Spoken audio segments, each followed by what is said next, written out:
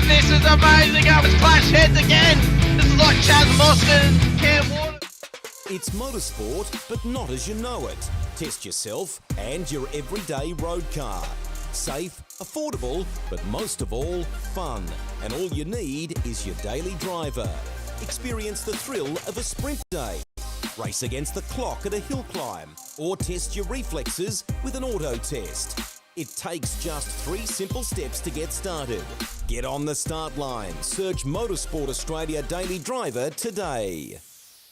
Fishies in a row. They're here to make a point and to do Eddie proud. They fan out in the background as they come down to turn 1 for the first time. It all looks pretty good, 2 by 2. We'll stop the camera here. Oh, Eddie would be proud, mate. That was awesome run around turn 1. But contact with the fishies.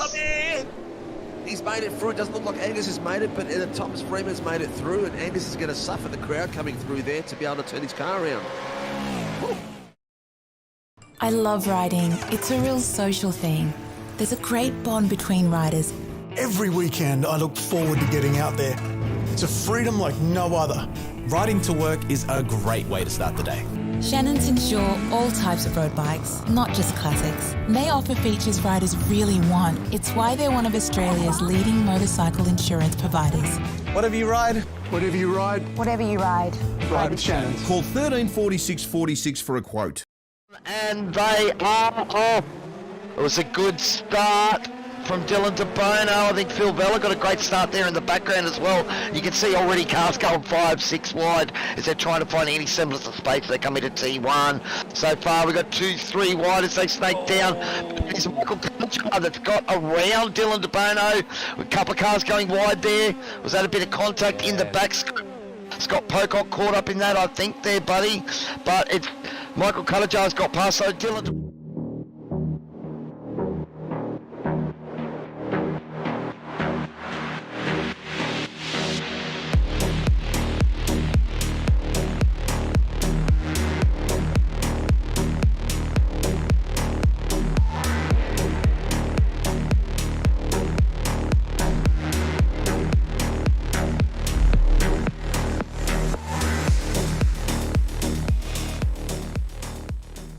Light is coming out and we're about to get going, and we have a green light and a very slow start for the 86s, but they are moving out there on the grid. It would be very interesting to see exactly which driver can capitalise on this first lap. Just go through the grid. Look like Jamie Christensen had a really awesome start to get ahead of Dylan DeBono, and Doug Gowage also jumped his teammate as well, so unfortunately Dylan stalled the car a little bit more than what he preferred. But Weekend in, weekend out, Motorsport Australia officials are making waves. From waving flags, waving cars through pit lane, or responding to a wave for help. Wave hello to new lifelong friends. Who knows, you might just make waves around the world. Ride the first wave. Search Motorsport Australia officials today. They're still great classes of car, and if you are able to, if you're coming up the ranks on iRacing through the licenses, it's a fantastic sort of laneway into prototype driving, going from that GT3 up through the prototype classes. As the safety car pulls in, we get ready to go green as we come up towards the line. Edwards, Hasler, who's going to get the jump down to turn 1, or will any of the fishies, any of the piranhas in behind them, assault them down towards they're green and they're off. First lap. Let's go here. We've always had a few cars. They're all special. The T-Bird. Oh, that's mine. The Combi for when we want to get away. The XR8. It's going to be a classic. They're all insured with Shannon's. We've also got Shannon's home and contents cover, which helps protect our automotive collectibles, tools and memorabilia in the home and garage. If you're motoring enthusiasts like us, it's got to be Shannon's. Shannon's, insurance for motoring enthusiasts. Call 134646 for a quote.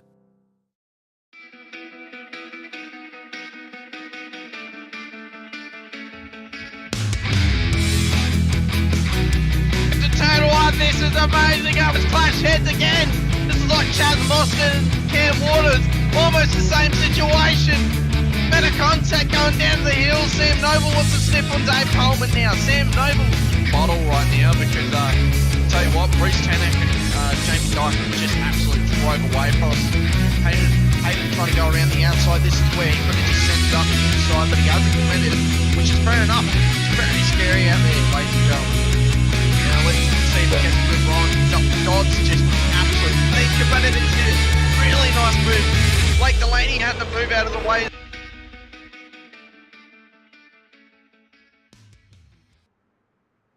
Good evening, ladies and gentlemen, and welcome back to the SRW Shannon's GR86 Nationals Round 8 from Fuji. I am James Parver, going to be joined in the booth by Sheafy this morning, or this evening for you wonderful Australians here, and what an interesting round this is going to be.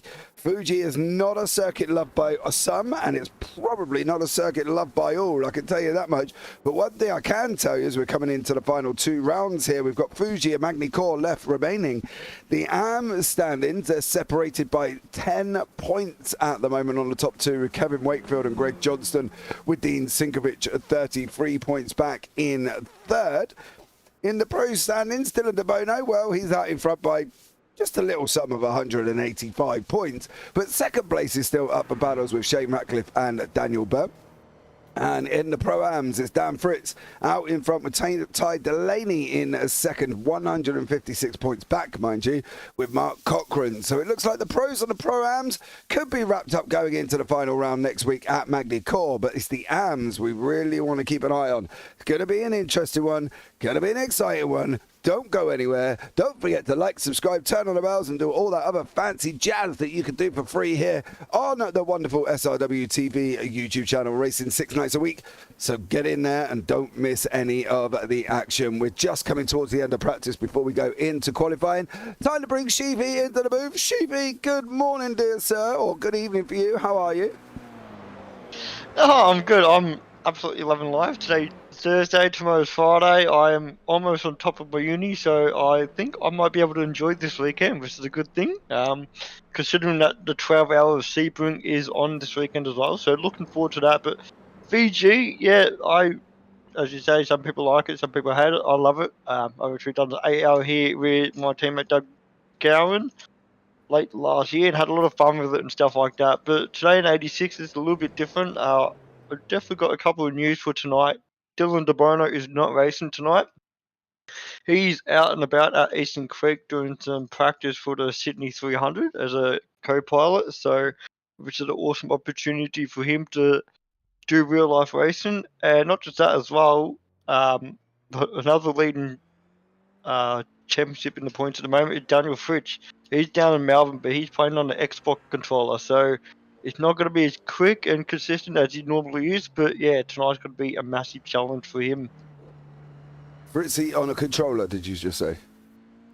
Yep, Fritzy is on a controller. Get out. Get out! Ban him now! What's he doing? Silly man. He has no choice. He's away from home. He's down in Melbourne for the Grand Prix for the weekend. So, yeah, obviously his best bet is a laptop and a controller at the moment. So he's trying to minimise the points as much as possible. I have seen him out there practicing. He's been doing a good job at the moment, and he's done all the setups to make sure it doesn't, try not to crash into anyone from the get-go. But yeah, it's going to be a massive challenge for him tonight to try and gain some points from Ty Delaney. Yeah, you can tell he's on a controller. He's got that double move round the corners where he's got to go once and then he's got to go again because they can't quite get the thumbstick to stay where it is. Yeah, but then again, I've seen some people who are very quick on controller, do a NASCAR series, and they've got Tyler Thumbsticks Merritt, we call him, because he's on a controller, and he's won a few races on a controller, so fair play to him. Hopefully he will do well. He has got a massive gap in the Pro-Am, so technically he probably could have sat this one out, Sheafy, I think. Oh, I think he wanted to be in it. He's a little bit paranoid about his drop round. He knows for sure his drop round points for one of his early races was pretty poor, so he doesn't trust it really, so he thinks he's going to lose too much points and allow Ty Delaney to catch up dramatically. Not just that as well, he's pretty high up there on the overall points as well, chasing after Dylan De Bono, so he wants to try and capitalise that one as well and try and win the overall championship. So obviously he wants all the cake to himself and leave all the scraps for the rest. Yeah, he does, but fair play to him there. He's having a go. Now we are going to be just starting their fast laps now. It's quite a long lap round this Fuji circuit. Welcome in if you are here. Don't forget to say hi. We will talk to you. I promise we will have interaction with you. But it's going to be the AMs, Sheepy. Wakefield, Johnston, Sinkovic, all battling it out in the AM Championship. That's the one that's probably the closest. And we mean Dean, not Steve. Here, so you know it's down to Dean, Kevin, and Greg to be battling it out for the AMs. That's getting spicy towards the end of this season. Yeah, I mean, I definitely know what it feels like to be at the spicy end of the season in the AMs. You know, last year in the Formula 3s, you know, you got to the last race, and out of 4 drivers, anyone could have won the championship. It just depended on how they went in the final race at Phillip Island.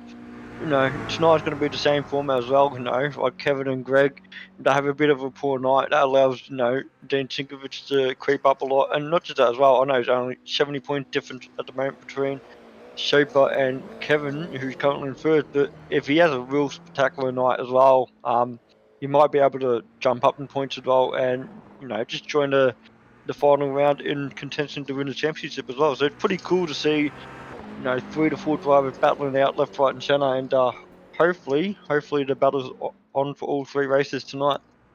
Yeah, well, we're going to find that one out, of course. We have got 3 races, top 10 reverse for race 2, top 5 for race 3. So we'll see how this one pans out and see how these guys get on it in here as well.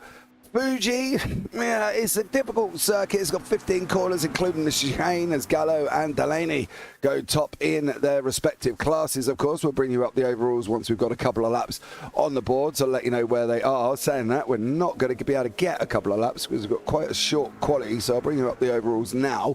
And at the moment, it's Byrne, Gallo, Delaney, Bertouche and Feely with Cochrane, sorry. Then it's Wakefield topping the AMs with Soper and Betzvalen. There, so we'll keep an eye on that one because I think the AM fight is going to go down to the very last round of the season, and we'll have to see how those get on. I'm not a lover of Fuji, I've got to be honest. However, I did have my best race in an AMG GT3 here a very long time ago. Can't even remember how long ago it was, Sheepy, to be honest. You say you don't mind Fuji? No, I definitely love it. I think it's such a good track. When I was overseas in Japan, I really wanted to go to Fuji. I was hoping the track day opened up when I was around at that time, but unfortunately that wasn't the case. But it's definitely just a unique track, something different. I love it. You know, you got your main straight, as you can see, Shane on there at the moment.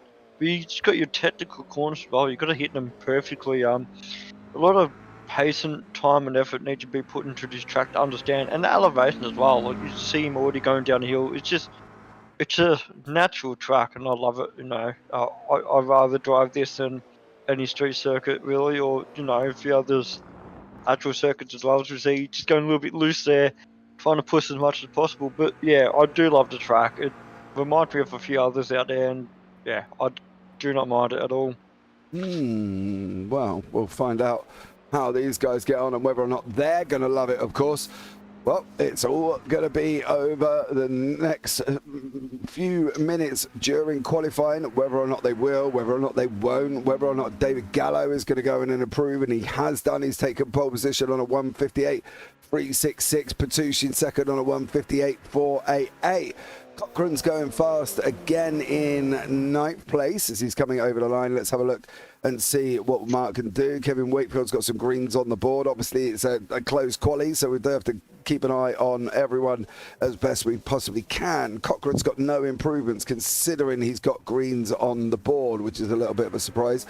Wayne Edwards is another one that looks like he's going faster and getting a time on the board, hopefully. He's going to be heading down to the line here, and we will find out. The line is just about down here for the start line. I believe the finishing line, if I'm not mistaken, is just before the pit entry. So we will keep an eye on that. Some of them are going to be coming out the last corner, of course, scrapping away to try and get over the line first. It's going to be very, very close. We've got Dean Sinkovic at the moment. He's setting a time on the board. So let's see how Dean will get on as he comes over the line. That's the finishing line, just on the left-hand side. You've just seen him quickly go past it. Then that would be probably what we'll be using for the race, as these guys will then go over. Sinkovic, has he got a time on the board at the moment of 2:13.925? No real massive improvement. Big spread in field pace, though, Sheepy, between them all. You know, a 2:13 going into a 1:58. Yeah, it's pretty natural for that to happen. I know for sure the boys at the top, they practice a lot week in, week out. Just understanding the track and the flow. It's a bit similar to Phillip Island for last week. You know, the drivers do spread out a bit. Until you understand where your breaking point is, the momentum that you got to do, the driving line you got to do. You know, lap in, lap out. That's where the consistency in lap times come in. Is you see Dan Batus and Doug Gowan swapping places, but just not catching up to Gallo enough, unfortunately. But yeah, just unique. You know, I know for sure Darren Fritz has got a 59.5 impressively on a controller as well. I'll give him credit for that. That's no draft as well, which is very, very quick, and honestly a lot of respect. But yeah, a few drivers in the 2-minute mark, I know for sure few of their drivers would probably be better behind another car. They learn and adapt during the race. I know for sure I'm one like that. I do adapt during my race.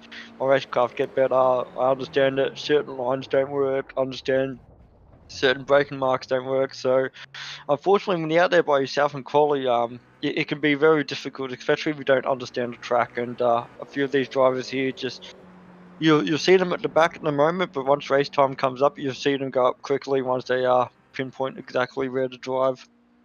Yeah, I think racecraft is always a little bit different to one-lap qualifying. You know, one-lap qualifying can not really mean a lot. It can mean that you just got the pace over one lap, but can you do it during the race? That's going to be the question, and I think these guys are going to have to learn that, and whether or not they are able to do that, that's the thing, right? Because obviously from our perspective it's great having one lap pace, but can you have a full race pace? Well, we're going to find out, and hopefully these guys should be able to. Dean has gone quicker, but he's only on a 2:03.223. He seems to be struggling a little bit at this circuit. John McHenry looks like he's just about to come over the line and hopefully get a time on the board. They've got about 9 seconds. If anyone isn't already over, they probably are not going to get this one done here. A couple of the guys coming towards the end. Dan Batus is also not being able to get that one done, and his lap is unfortunately finished. That is the end of qualifying. Let's bring you up the grid for race one. Dan Byrne will be on pole position with Shane Ratcliffe in second, David Gallo in third. Then we go into Dan Batus with Doug Gowans on fifth and sixth. On row four, it's Wayne Edwards there, and in ninth place it is Sam Katakazunis. In ninth, it's Cam Hardwick. In 10th, Daniel Fritz. Then in 11th, it is Callan Hodgkinson and Tim Khan in 12th.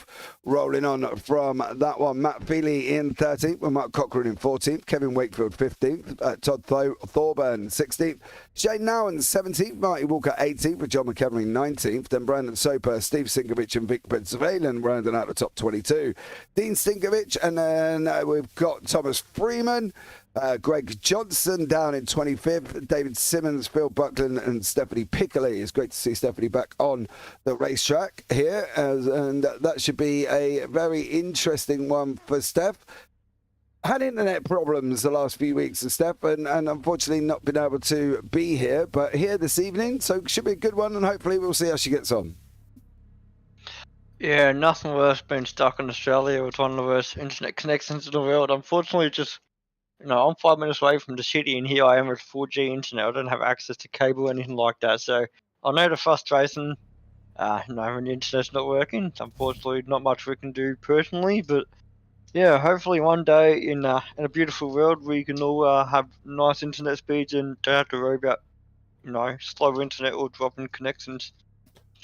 Mate, I'm on that, dude. Like literally, I'm out in the middle of nowhere. I've got pigeon internet I'm just lucky that the pigeon internet is good pigeon internet. However, we do have fibre optic coming in, hopefully, in the next 4 weeks. That's the plan. I then go on to the wonderful world of 900 up, 900 down. So check me out. Woohoo!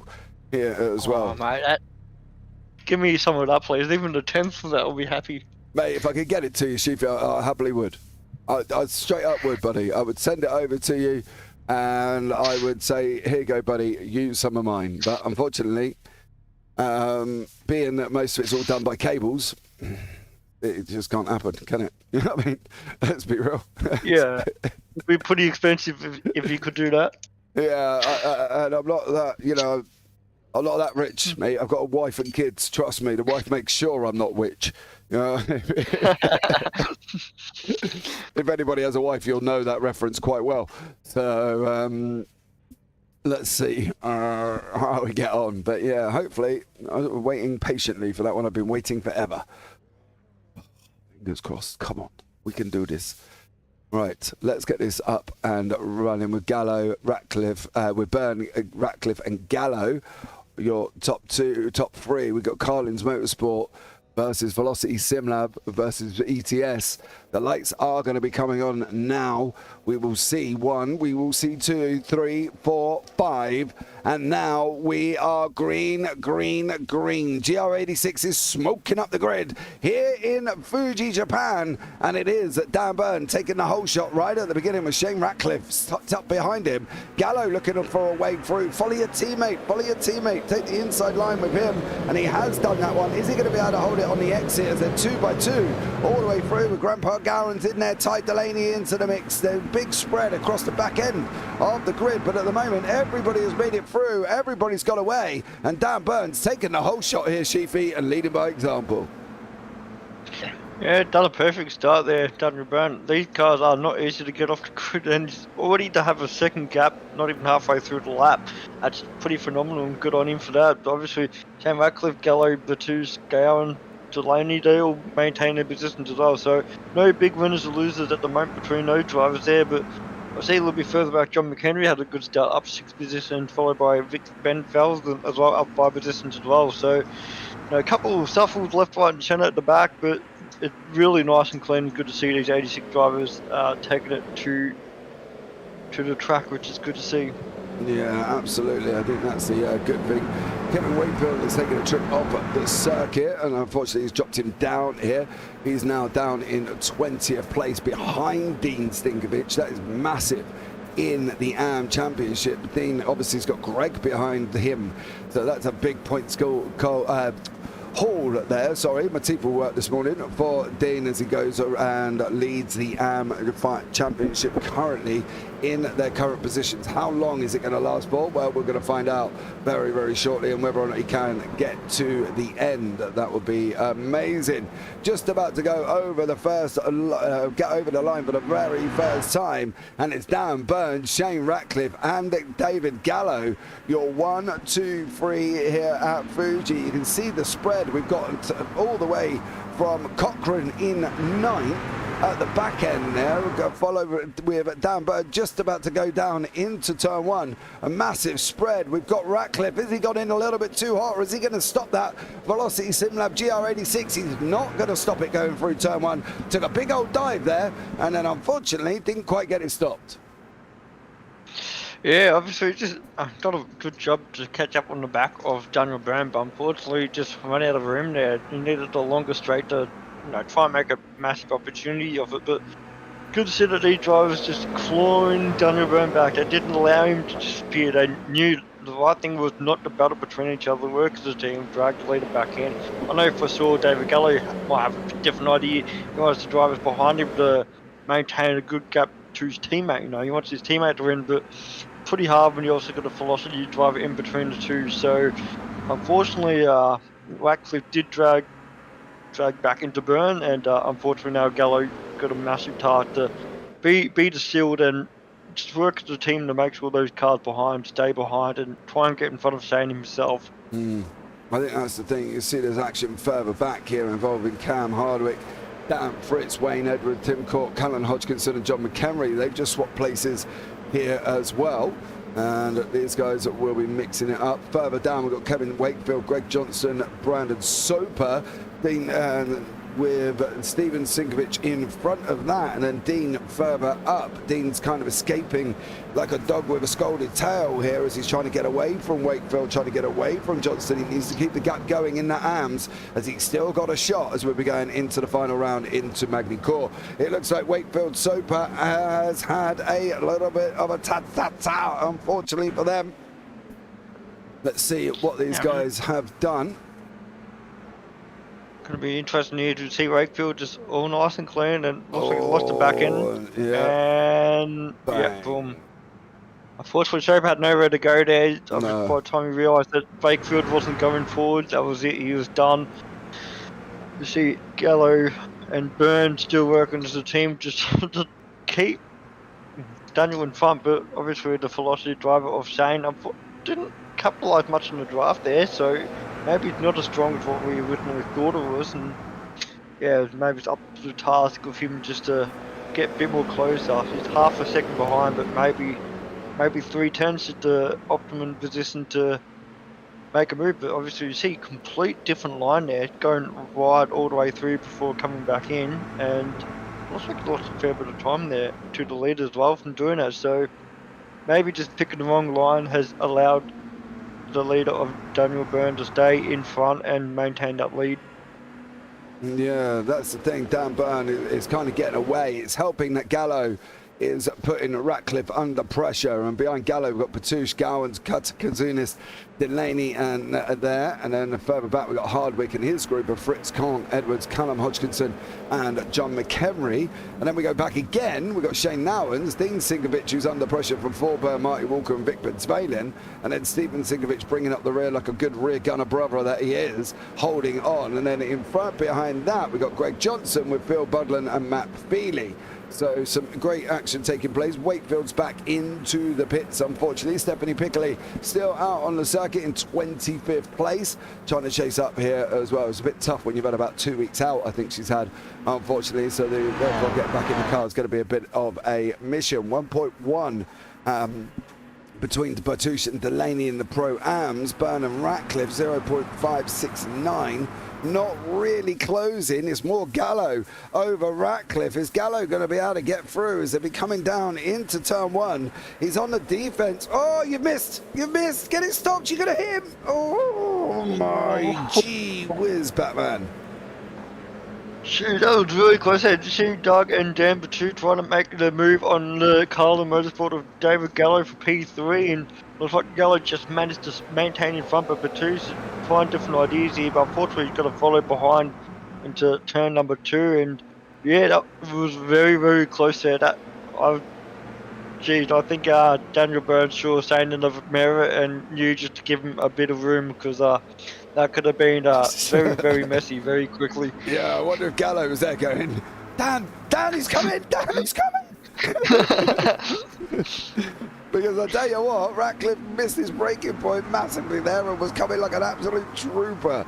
Gowans is coming through here in 7th at the moment. He's battling away with the guys around him. You can see we've got 2, 4, 6, 7 cars fighting out before we get down into this next group of Tim Kahn, who's got Hardwick, Fritz, Hodgkinson, Edwards, McHenry bringing up the rear of that group. Then 8 seconds down the road, it's the Shane Nowens train with Dean, Todd Thorburn, Ben Spalen there, and Marty Walker just on the back, brought up the rear by Steve there. So 3 groups battling, 3 groups fighting, and as we're going into the last 13 minutes already, we've been up this for 7.5 minutes, these guys still fighting it out, and it's going to be this straight. This is where it happens.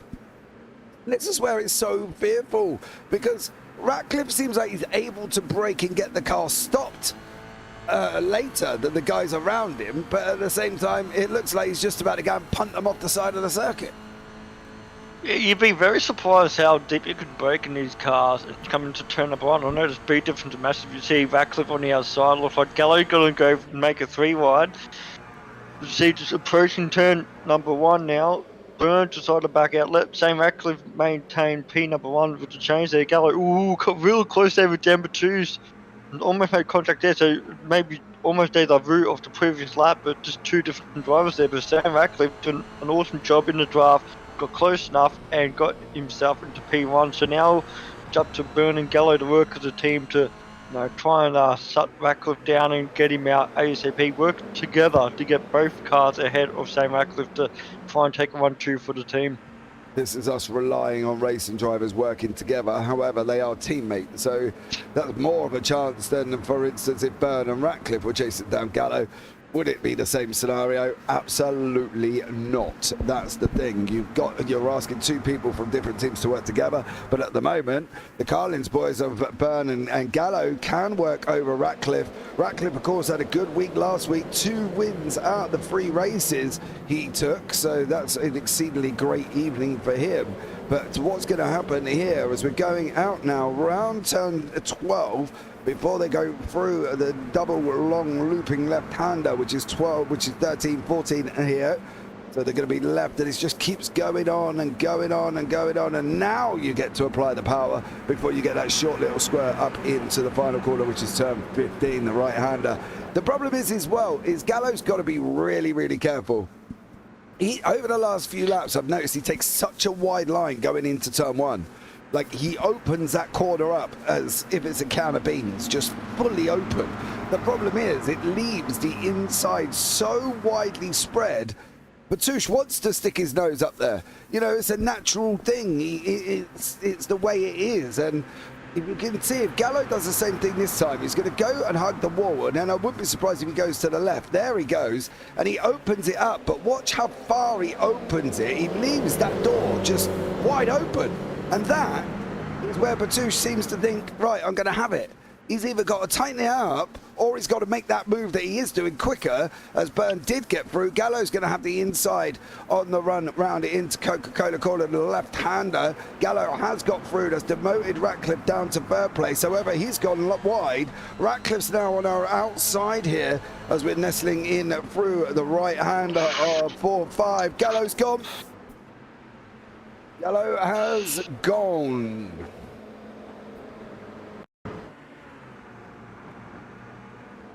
Now, was there contact, or am I going to see about a foot gap? It looks like I'm going to see a foot gap. And then they're going to get hooked together, unfortunately. So completely unintentional, and the wonderful world of the internet coming into full force. Kat Kazunis is in this mix. Delaney's in this mix. Ratcliffe's now further down at the back end. With Gowan's info and Batouche.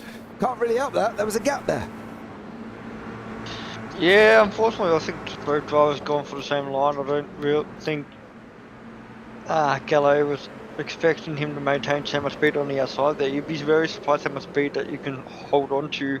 And unfortunately, there's contact there. But that did allow the likes of Dan Batouche and Doug Gowan and Ty Delaney and Sam Katakadunas to gain a position from that as well. So a little bit of a shuffle now on the podium position, and complete different drivers now battling out for second and third, but that does allow Daniel Byrne to get a 2-second gap now. And if I'm not going to be mistaken, with 8 minutes to go, I don't think these two drivers behind will catch up, because they're just going to be too busy battling for P number 2. Yeah, this is definitely not a working together scenario for Batouche and Gowans. I think Gowans is going to get that second place overall and gets a second in the pros there. It does make the job and got the job done there. Unfortunately for Gallo, it ended not very well because he ended up off the side of the circuit. So, and unfortunately for him, well, me personally, there was a gap there. There wasn't actually initial contact. There was a gap there that sucked them in together. And then unfortunately, they stuck together like glue. And poor old Gallo become the short stick, should we say, in the whole mix. With Howard, now we're down here with Cam Hardwick, Callan Hodgkinson, Dan Fritz and Wayne Edwards. Fritzy, as we know, is on a controller. Doing a good job, to be fair to the young lad. Yeah, definitely doing an awesome job. I mean, I know for sure when I was driving on the sticks last year when I snapped my leg, definitely wasn't this smooth, I can tell you that right now, but he definitely got his head around the controller. He makes sure that he fixed the dead zone so he doesn't accidentally make too much contact. I know for sure he must be loving it at the moment just to be able to battle with these boys. I don't think anyone else realised that he's on the sticks either. And if they do, well, I'll be very surprised because he's keeping it nice and clean and just doing the right thing. I tried oval driving on a controller. I only had to go left. I couldn't even make that work. Yeah, you still want to do 360s every time you enter a corner, yeah? Yeah, mate, it was... You're not wrong. Straight up, I could not get my truck to stop at Bristol, and it was literally just going, it wanted just to go round. Every single time, I just barely touched the brake button, and even though I set my bias down and everything else and whatever, and it just wanted to come round. I had no pace, and well, when I went back on my son's steering wheel, I went and won my next one. So, you know, I had quite a good week at Bristol in the trucks, to be fair, last week. I think it was like 4 wins out of the races that I did, so I was happy with that. But yeah, there you go, my NASCAR truck experience. However, I've now got to go off and learn how to put them round Cota this week. I'm not looking forward to that in the NASCAR trucks. But Callum Hutchinson, Hardwick, Fritz, McHenry and Edwards. Unfortunately for Fritz, he goes a little bit wide. That drops him into the back of McHenry here. And now that's a lost time there a little bit, unfortunately. Dan Byrne is opening up 1.3 over Gowans and Batouche, with Delaney and Ratcliffe trying to come back as he's on the back end of this with Sam Katakazunis, 2 Velocity Slim Labs. Then another one in second. Can Gowans play a part, do we think? Do we think he's going to hold them up? Well, to be frankly honest, I've just looked at it. You gained half a second in 3 minutes to Daniel Byrne, so maybe if you can keep it nice, clean, consistent lap times, and maybe just allow Daniel to get a little bit too comfortable and maybe make a mistake, allow them to approach a bit more close. That'd be awesome. You know, once they get into the draft, it'll be very, very quick. But I see that Doug did make a slight mistake. He lost half a second now to the leader. That allowed Dan Batouche just to be all over the back of him, but unfortunately this is a very tight technical section. It's basically one lane, especially in these cars here, so you can't really make a move unless if you've really got a lot of speed on them. So now it's up to Dan Batouche to shed himself up, get a good exit on this corner, get into the draft of Doug Gowan to make an overtake, or do a little bit above draft and push Gowan closer to Daniel Byrne. But that's if he's really desperate for an overall win. But I know for sure currently P1 in the Pro-Am, Ty Delaney is behind him, so maybe he doesn't want to risk a mistake here for a penalty. Yeah, definitely. I think that's the thing. You've got to be aware of your surroundings. And touch wood, we haven't seen much, but then again, I haven't really focused on all the incidents and accidents that have gone on. I think at the end of the day, we want to look at great racing, and we've got the great racing going on with Gowans, with Batouche, with Delaney, with Ratcliffe and Katakazunis. Burns run away, that's fine. I'm happy for him to do that if these guys continually do this. Is Dan Batouche going to make it up the inside in that ETS Motorsport machine, or is Gowans in that SimLab machine going to get help from Ratcliffe? Is he going to get help from Katakazunis? He needs somebody, because at the moment it's a 2-on-1 in front, and these guys are not giving him any help at all. Ratcliffe starting to. He's just cleared Delaney. He's on his way. The cavalry is on his way. Here comes Shane Ratcliffe to give Gowans a little bit of help if he can. Delaney's turned around and said, "No, you are not breaking my shield. You may take my life, but you're never going to take my 4th place." Here, and Delaney's battling hard with Shane Ratcliffe as well. Sorry, it's early in the morning for me. No, all good. No, it's definitely good to see you. You just saw Samuel out saying to come in, just put a press on Ty Delaney. That does give Doug a bit of a breather, but unfortunately for him, Ty's recovered very, very well, and now it's on the back of Dan Batouche. So unfortunately, it gave him a little bit of a breathing room for a couple of seconds, but there's still a lot of pressure for Doug Gowans, though. He has creeped 2.5 seconds away from the lead, so 4 hungry drivers right behind him, watching those P2 position. They know for sure that's the closest they can get on top of the podium at the moment, and yeah, they're doing an awesome job keeping it nice and clean, these boys. Yeah, that's the thing, isn't it? If this was a oh no, well, it is an oh no, as I've just watched Wayne Edwards go around coming out the last corner. But that's what we don't want in a way. We don't want them back, you know, we want a little bit of door banging. What we don't want is torpedo sending. And that's the thing, I think, overall. We want to keep it nice and clean. You know, obviously we had Shane Ratcliffe where literally even, you know, I had a squeaky bum time going in that chair, and I wasn't even in the car as Ratcliffe nearly punted off Byrne that had come from a mile away. But I think that's the thing. As long as these guys will keep to the clean racing that we have got. Ty! Ty! He's gone flying off. Oh, what? No. He just lost that back end, just slightly on it, and just hit the curb and just lost the traction there, just upset the car massively. See here, off we go, see you later. Oh, mate. That was so stiff for the young kid there. Like, he was doing such an awesome job keeping up with all these quick drivers, and very well experienced, level-headed drivers, and yeah, small error there, just lifting up the car, coming on the inside of the curb, and just, yeah, unfortunately it was a very slow motion spin, but yeah, that's very costly for him. It's one of them where you sit back and just go, yeah, this ain't going to be good. Because it's so slow. It's so like, and then you end up going round. And Steven Singovich nearly ended up going round. And it was battling quite wide out there on the race circuit. He managed to hold on to the place from Marty Walker. And then we've got Dean in the mix, who's up currently there. He's still leading the AMS. And with Steve, Victor, Smailin, Butland, Simmons, Pickley, Nowens, Johnston and Wakefield. Oh my dearie me. Dean has got some opportunities to wrap up some points here if he can keep this on the track for what will be, I believe, the final lap of the race. There's, we got two Barneys. Two Barneys make an argument, Cheapy. Two Barneys make an argument. Yeah, they're a bit giddy there to have two. It's like, where's the start finish line? That's my question. To see two Barneys waving the flag like that, but it's definitely one more lap. As you see, the 20-minute mark is hit, so they allowed us to do an 11th lap, which is very surprising, but the battle's still on there. You see Doug Gowans and P2 battling off with Dan Batouche for P3, and Shane got to go on the inside to make a move to make a velocity 3-4, but 2-3, shall I say, but unfortunately, that's not the case. Dan Batouche said, nope, I'm holding my line and I'm going to do the best I can to defend a podium position overall. And it is first place for him, so he's going to be happy either way with what the result is. But Shane Ratcliffe goes on the inside. Beautiful, nice move there. But Dan Batouche, if he got a good exit... Oh, yeah, he's still got a good exit to stick on the inside. Yeah, he's just about holding on. He is literally like a wall climber hanging on by the tip of his fingertips at the moment is Mr. Batouche, because Ratcliffe is trying everything possible. He wants space, but you were not entitled to it. You were not alongside to get that space there, Shane.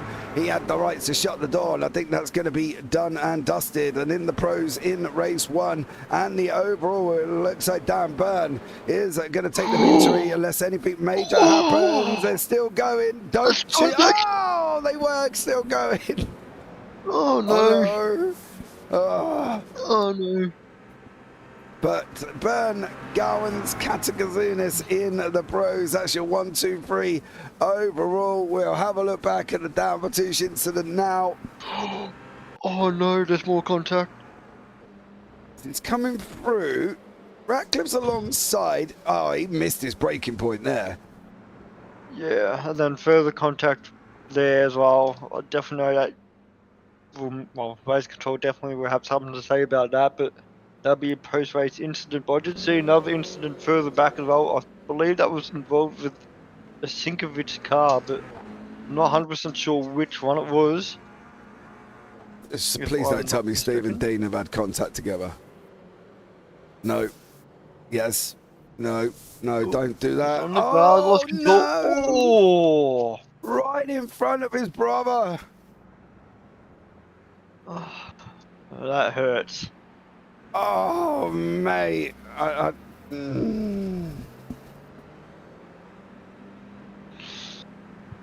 you know?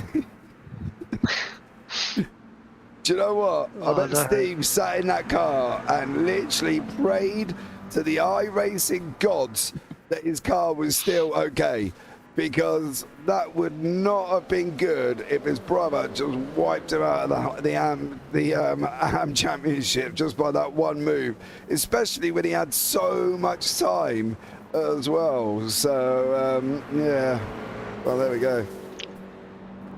Yeah, it looks like that Dean did lose that position to Marty for P14 as well, so that's 2-point extra lost for Dean in the championship battle. And yeah, I'm not 100% sure what it equates to later on. I don't have the live points up at the moment, but I know for sure that a few of these drivers here they've done the right thing to capitalise and see Daniel Byrne doing an extra lap. So I'm not 100% sure why we've got an extra lap in. We're waiting for Super by looks to go across the start finish line. So Soper's a bit further back. So there we go. It does come over the line. Unfortunately, it was close to being lapped and then didn't quite get lapped. So there we go. Right, let's bring you up the results from race number 1. Dan Byrne is your winner with Dad Gowan, Sam Katakazunis in third. Then we've got Shane Ratcliffe, Dan Batouche, Callan Hodgkinson, John McHenry, Dan Fritz, Tim Corn, and Cam Hardwick, your top 10. Todd Thorburn, Wayne Edwards, Matt Feely, Martin Walker, and then Dean Sinkovich, Biggins-Valen and Buckland rounding out the AM podium. Cochrane and then Stephen Sinkovich there at the end. Well, yeah, probably wouldn't be popular with his brother. Then we've got Simmons, Stephanie Pickley, Shane Nowens, Greg Johnson, David Gallo, Brandon Soper, Ty Delaney, Kevin Wakefield there, and I believe Thomas Freeman is on RC. And then on to the grid for race number 2. We will have just about enough time to bring it up. It is Cam Hardwick with Tim Cant taking advantage of the top 10 on that front row lockout. Then on road 2, it's Dan Fritz and John McHenry.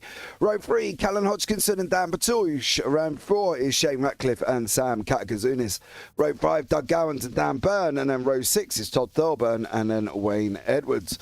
On to row 7 is Matt Feely and Marty Walker with row 8, Dean Sinkovich and Vic Biggins-Valen. Row 9, Phil Buckland and Mark Cochrane. And then row 10 will be Steve Sinkovich and David Simmons. Row 11, Stephanie Bigley and Shane Nowens with Greg Johnson and David Gallo. On row 12, then Brandon Soper, Ty Delaney and Kevin Wakefield finishing off the grid. It's sort of one straight into the other here, Sheepy. No time to breathe, no time to rest. And on to the next one we go.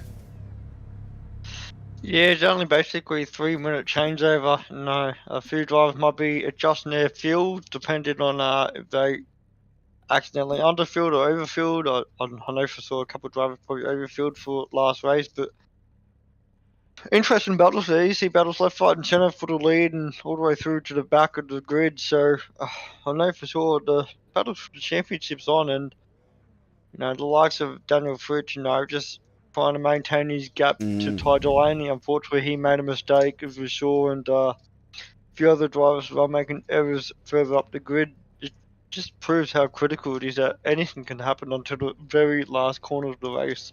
Yeah, exactly. You've just got to keep it on the track when you're on the last corner and last lap. I can tell you that much, because the last thing you want to do is get it all wrong. It's never good to get it wrong on the final lap, because everything you've done for 20 minutes has just gone out the window in a moment of madness. So, make the last lap a little bit slower than your first one. That's what I generally do.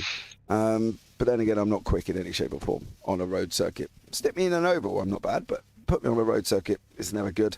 So let's see what we can get going on here. We're just waiting for the guys to get onto the grid, onto that changeover, so we can get race 2 up and running. Tim Cant in second. Cam Hardwick sitting on pole.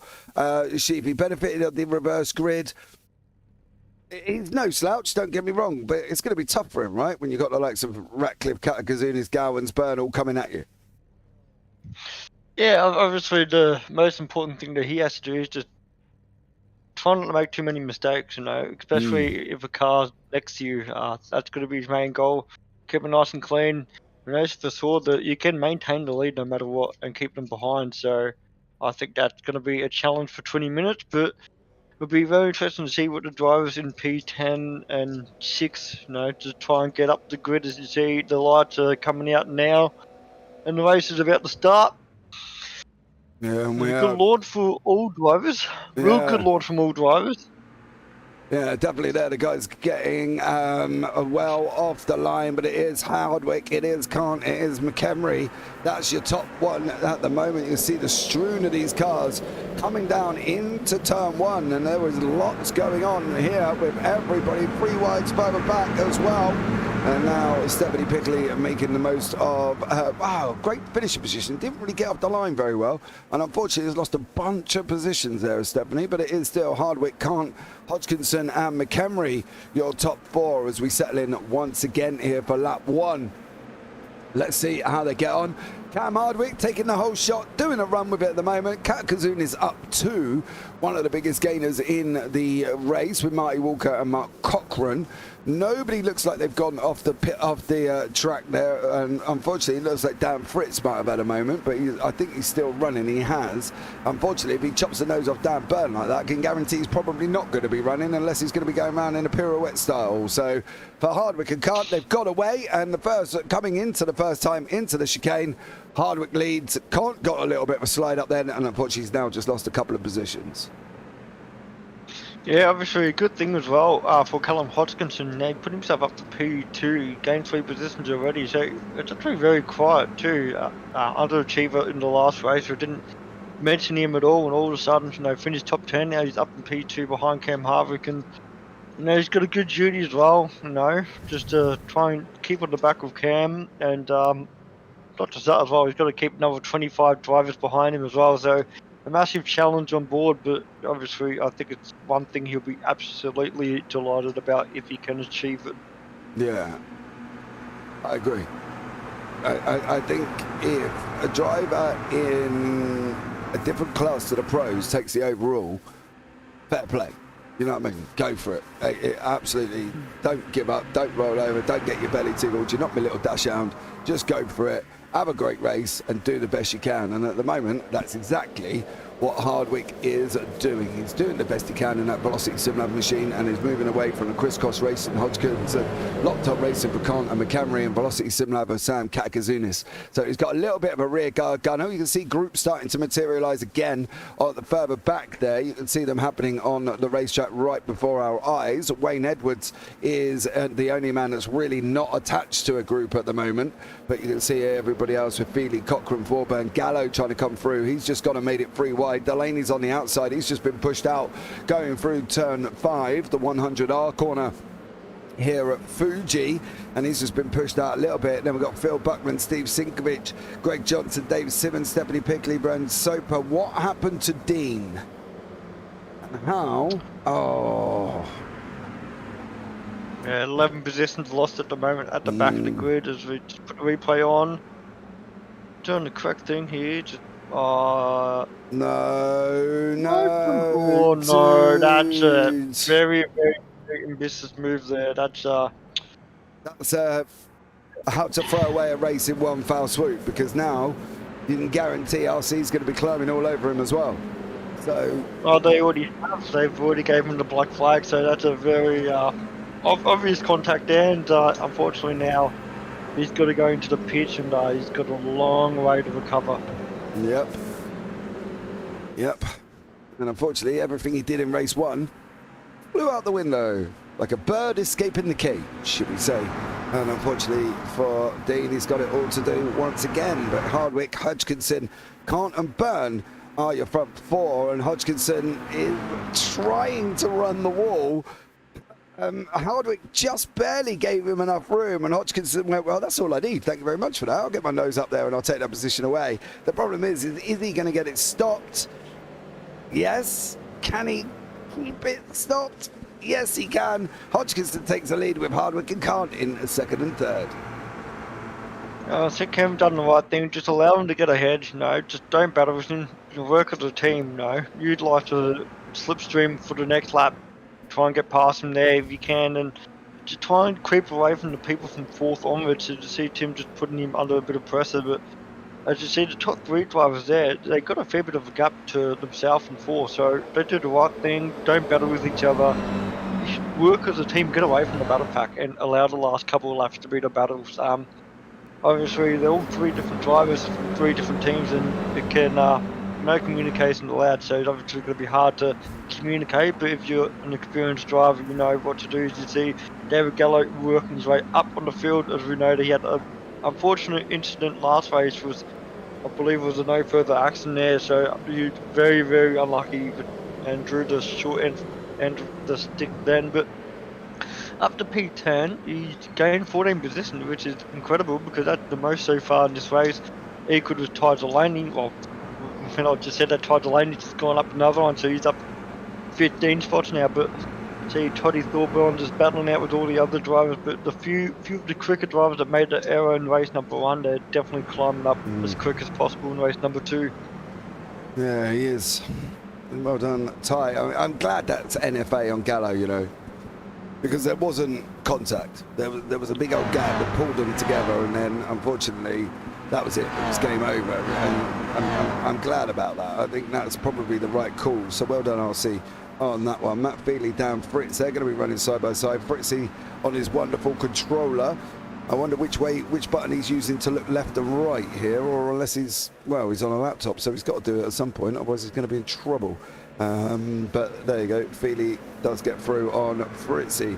Up front, Hardwick, Hodgkinson and Can't chasing down Hardwick, can't quite get close enough, but it's doing a good job keeping him honest as we go into the last 14 minutes. Yeah, obviously he's doing an awesome job to keep Tim behind. I know for sure Tim can be very, very quick and very persistent as well, just chipping at the drivers ahead. As you see, just he's trying everything he do just to try and get Cam onto a different line. You know, you go, oh, look where I am, trying to block this line, but Cam's just doing his own thing, just minding his own business and just following behind Callum instead. So good to see that he's more concentrating off the car ahead of him rather than behind. Yeah, that's the thing. You've got to be looking forward, right? We all know that. You can't be driving in your mirrors. Dan Fritz, however, has just let Gallo go through. Probably sensible. Ty Delaney's got Mark Cochran running side by side with him here. And then behind that is Ratcliffe, who's down 6 places, mind you. So Ratcliffe must have had he did have a moment here. I'm wondering, was that... No, it wasn't... Oh, he's gone in late into one again. Bertucci's coming out. Oh no, that's into the final. Oh, it was further ahead. And just a love tap. Yeah. It was just unfortunately a little bit of backing up with the contact with the cars ahead, and yeah, he kind of know where to go. And unfortunately, I think it was Fritchie who was on the controller, just gave him that slightest tap and upset the car. And that's so unfortunate, but he's definitely trying his hardest to recover. As you see, Cam Harvick is. Now he's doing the dirty job of putting Callum under a lot of pressure. He's got the inside line coming to turn 1, and be interesting to see if he's going to outbrake him or if he allows Callum to outbrake. They're almost identical side by side, and Cam got ahead of Carl. So great job, good move there. Now he's got to be real careful because Tim has got a brilliant run, and also hello to Mr. Dunga Burns. He had joined on the pack and made it a 4-way battle for P number 1. Yeah, that's the thing. It's Burns that made his way through. He was up 6 places, obviously, in that top 10 after taking the win in race 1. So he's now moved his way forward, fighting Khan Hodgkinson here. Cam Hardwick still holding on to the lead for the Pro-Ams. So that's always good for him, which is, can he now extend and get away? That's the thing. This is one of the battles on your screen. We've got David Gallo, Matt Feely. I don't think this battle's going to last long if Feely's going to be sensible about it. I don't think he really needs to put up a hard defense. I think Gallo's going to get him quite easy, and he has done. He's going to take the inside away. Feely's going to have nowhere to go as they're coming through 9 into the 10-11 chicane. So yeah, Gallo's got the job done. Closest battles though at the front of the field, and still not over as we've got 11 minutes remaining. Yeah, definitely good to see Cam is doing the best he can. He started on pole position. Yes, he did lose 1 position, but he knows for sure the draft is very crucial here in the battle as well. Just use it as your strategy, you know. Yeah, if a car gets it in front of you, just get back behind them, work on them, and work on the next lap or 2 to get back ahead, and try not to lose more position from behind. So as you see, Callum here, he's using Cam as much as possible in the toe to just try and keep away from the cars behind and make a move coming to turn 1. As you see now, Hodgkinson instead got inside line compared to Hardwick, and it looks like the Hardwick hasn't fully given up yet on his position for P1, so intriguing to see who's going to capitalise on the breaking point. Yeah, it looks like Hodgkinson. Is he going to get it stopped? He has. Hardwick can't get through. Back through there, that is, I should say, else he's just lost that position. So Hardwick can't get through. Now he's got Byrne and Kant right behind. So that's turning into a nice little four-way. Where is Dean? Well, he's moving up.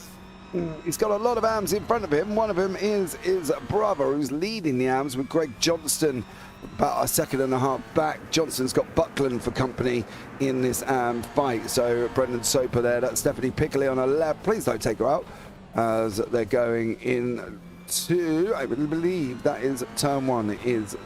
But Hodgkinson now with Byrne and Hardwick, and Hardwick's just lost a place to Byrne. Byrne's going to go and send it free wide. Oh, he went and spreaded the eye of the needle. He found a gap. He did an incredible job coming down into the chicane, the right left.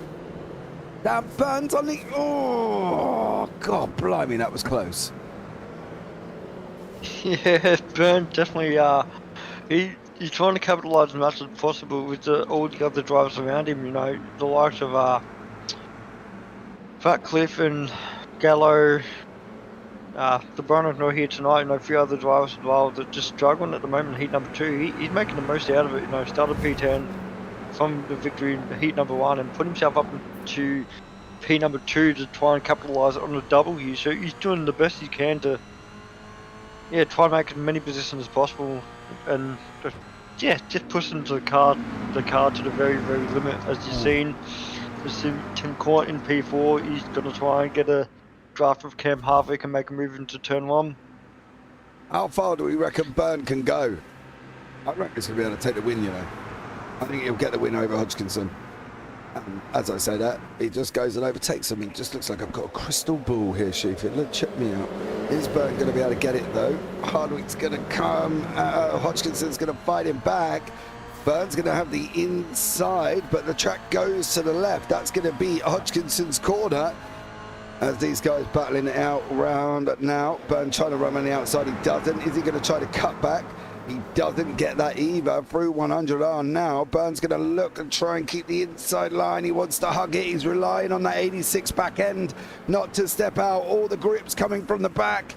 Byrne's now got it tightened up. He's now got to try to cut back. Surely get... Oh, there was a car off the side of the circuit. I think that might have been Kevin Wakefield. Now Byrne's going to try and bully off the inside line as they're on that run. Through 300 hard now. Byrne's got the inside. Now down into turn 9 and 10, the chicane. Is Byrne going to be able to hold it on? He is as well. Job done. Can't cut. Where are Hodgkinson? Where you going? Where you going? Looks another one that can break late, Sheepy. Yeah, he definitely got the pedal to the metal with this man and just pushed it to the very, very limit. Just put the pressure on Daniel Byrne. I don't think he was expecting the move on the outside to all of a sudden go into the inside as well. So a lot of pressure on him at the moment, and this scrappy battle at the moment is allowing the likes of Dan Batus to catch up now and get onto the back of the battle pack as well. So they're slowly growing the battle pack for the front, and they're going to be real careful here because a small mistake and before you know it, you're at the back. And I can tell you one man who has got to go out and do a lottery ticket after this. Dean Sinkovic, right? Lost places right at the beginning. He's down 8 from where he started. He's fighting Wakefield and Johnston. Look who's behind him, because they've had, and unfortunately for Kevin Wakefield, he's had a crash. Greg Johnston has also had a little bit of an incident. So Dean has locked in. Not only did he have his own moments throughout this race as these guys go 2v2 round turn 1, and the others behind him in the AM Championship or in front of him at some point has also had the same problem. So Dean, get out, get a lottery ticket, son, because that don't happen very often. As we can see, Hodgkinson, Byrne, Hardwick, Kant and Batus still battling it out in that front 5. Well, sometimes our life goes when it's your time to win something, it's your time to win something, and unfortunately, it can be done in a very messy way, obviously resulting in you not doing really well and others doing even more poorly than you. But yeah, winning the lottery, there's definitely some money in that because at the moment he's winning one. Yeah, he is. He's given an opportunity here. And the question will be, does he want to capture it and grab hold of it? Because if he makes another mistake, it's all over. Ooh, that was very, very close there. The contact between Cam and Callum Hodgkinson there, just battling for P2. They got real close there, but thankfully both cars are still in one piece and no one else got collected in that little contact. Yeah, as we go into the final 4.5 minutes, that was very close, mind you. I want to see what Greg Johnston got up to find out where he put him down where he is. It looks like he's already had contact, mind you. I'm not going to lie. It's not. Is it going to be coming down into here that he makes the mistake? Is he going to hit that curb? He is. Is he going to spin the car? He is. And is there a wall? Absolutely. So that's his incident. What happened to Wakefield? These guys have just given Dean Singovich a massive opportunity in this fight to extend his gap after winning the race the first time, and unfortunately he just goes around as well. So yeah, Dean, mate, luck it in, get it to the end, because the guys behind you are behind you, and that's all they need to be in that championship. But Byrne, Hodgkinson, Hardwick can't. Batouche, and now Katakazunis has joined the party, and here comes David Gallo. It reminds me of a scene out of Jaws. Dun, dun, dun, dun. Is he going to be able to get there with about 3 minutes on the clock, though, Sheepy? What do we reckon? Like I said, anything can happen, really. Just makes one mistake and all of a sudden all 6 cars ahead of him stopped on track and not moving anywhere and goes, see you later, I'll take that position. Only 2.5 seconds behind, so it's not too far away from them and anything can happen, you know. You see last race, a couple of chaos for a few drivers out there and they just made one small error and lost a lot of position, so that is what Gallo is onto. He wants them to make a mistake at the very last minute and just capitalise on it, but even then he almost doesn't need it because he's only 2.5 seconds behind, 2 seconds behind now, sorry, and quickly approaching as quick as the start can be when they're very, very hungry for some food. Oh, come on, you know all about sharks in Australia, mate. You know, they're on the beach, you know, I've seen Jaws. They eat people. Yeah, absolutely. Sheepy. You know, don't destroy my image that it's not shark-infested waters off Bombay out on the beach here, buddy. That was such a rubbish Australian accent as well. I do apologise to all the Australians watching this. No, if you go up to Darwin, you get waters infested with crocodiles and sharks, so I think that's a scarier combination than anything else. So, yeah, be really wary if you're out there in the water. The beach looks nice and clean and beautiful and empty, but don't go near the waters. You never know what's going to happen. Yeah, but hold on. The thing with that is as well, let's see if Kant can hold on from Hardwick here. I don't think he's going to be able to.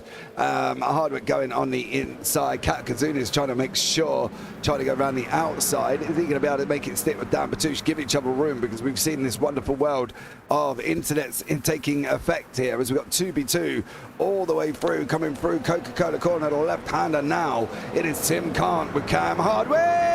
And that is not giving the room that we requested. Yeah, to see Tim Kant just making a move, he's come from behind. He's alongside. And just, yeah. But was he making the apex? He may have been alongside, but was he getting that stopped enough to make the apex? That's going to be the question. Because if he was, he would have been turning left and not kind of almost opening up the corner. So, yeah, good luck. I'll see you on that one. Yeah, very unfortunate there for Tim. He's just, yeah, you could say through his big opportunity for a podium position at the moment, but that did allow now Sam to jump into P2 and once again, Daniel Byrne just creating a 3-second gap because of that contact before coming to turn number 2. And more contact at Hodgkinson and Batouche, if it's not. Oh, do you know what? If this is the same scenario, Hodgkinson's trying to stay away. Oh, Gallo. No, Dave.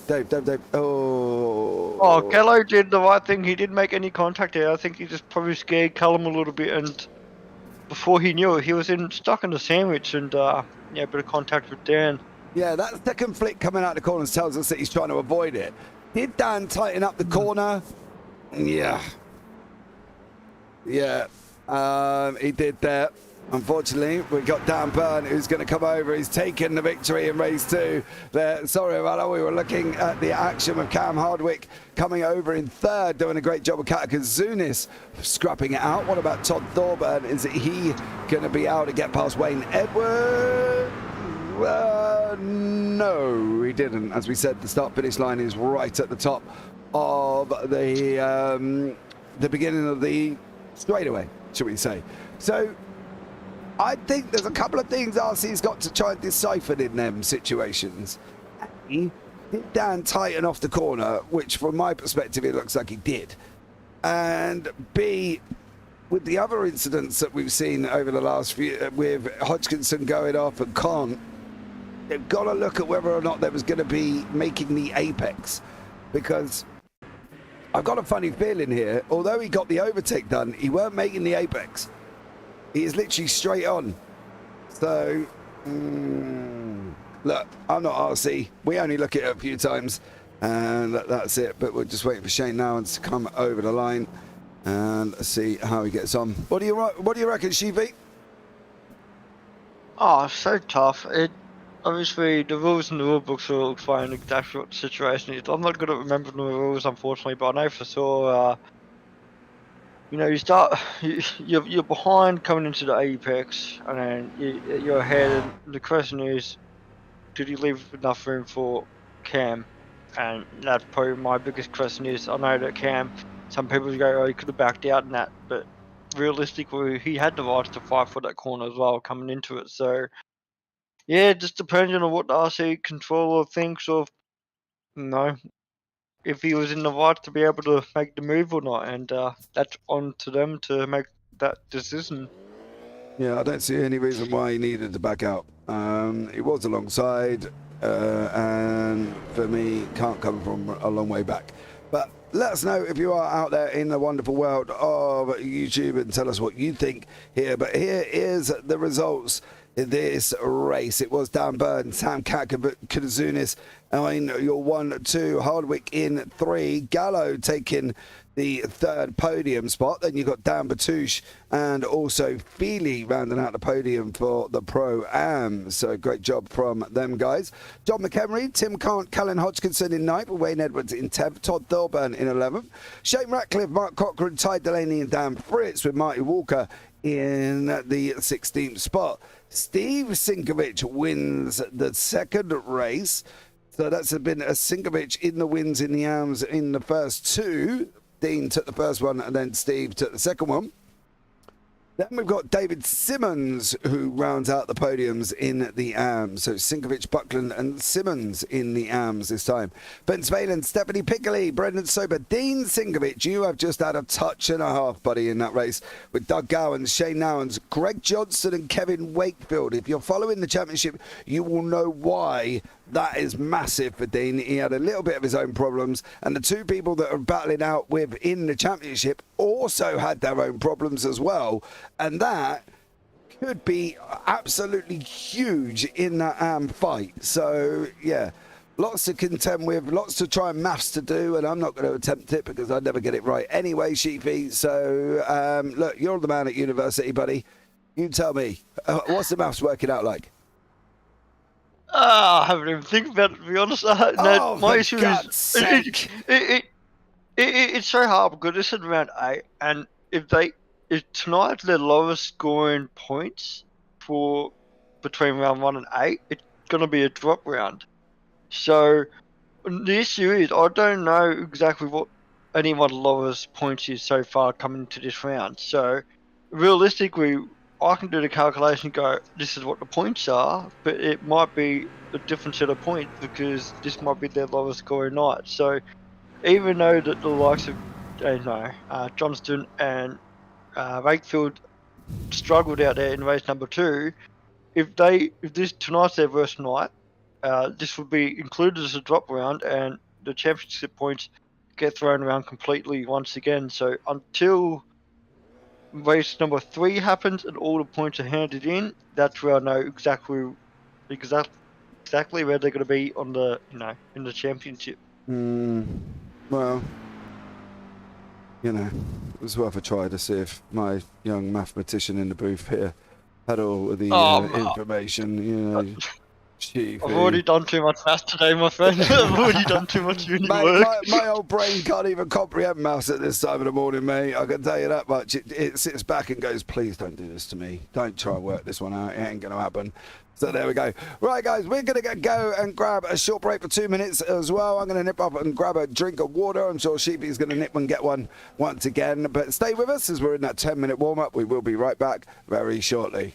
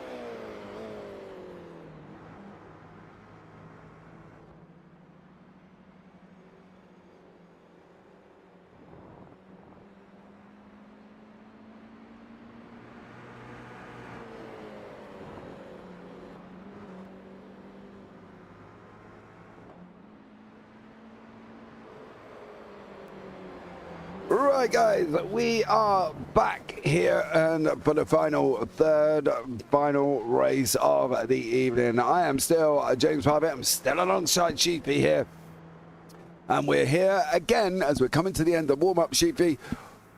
Race 3, only a top 5 reverse, so that's not going to be too drastic for some of the guys at the front. But that could also release Dan Byrne to be, how can I put it, run away with it again. Yeah, definitely going to be very interesting. I know for sure Dan Pursuit's been very consistent, and obviously back at finished P5 last race, finished P5 race number 1.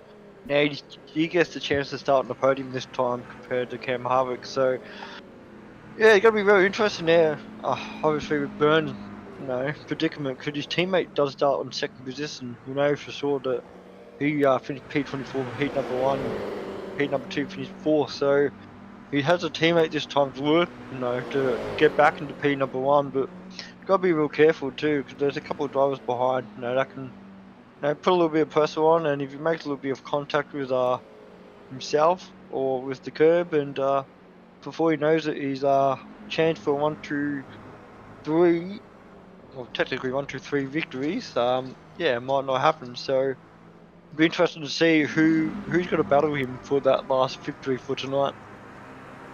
Well, we're going to find out, aren't we? That's going to be the thing. Who's going to be able to do it? I don't really know. Just have to see what happens as we're coming into the last few seconds of warm-up. There is the Carlin boys of Byrne and Gallo just going past the bottom of your screen. So great job from them being out on track. Me personally, I'd probably just chilled out for 10 minutes. I've got a drink, settled down, and didn't really do a lot, to be honest. I don't know about you, Sheepy. What do you do during the warm-up? Depends. If I start cramping in the race, I'll definitely go for a bit of a walk and stretch and get myself prepared, ready to go. If I need to put in a lap down or two, to adjust setups, I'll do that as well. So, yeah, a bit of both, especially in the 10-minute mark. Yeah. But let's see. As we're going into the feature races, guys, we'll be getting onto the grid, ready to go.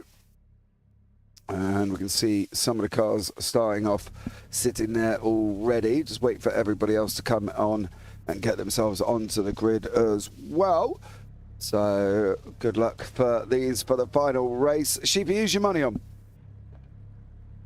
Oh, I mean, it's hard to get past Byrne, but I'll say maybe Dan Baptiste. He's starting on pole, shows some good pace, and surely he can break the duck on heat number 3 for the victory.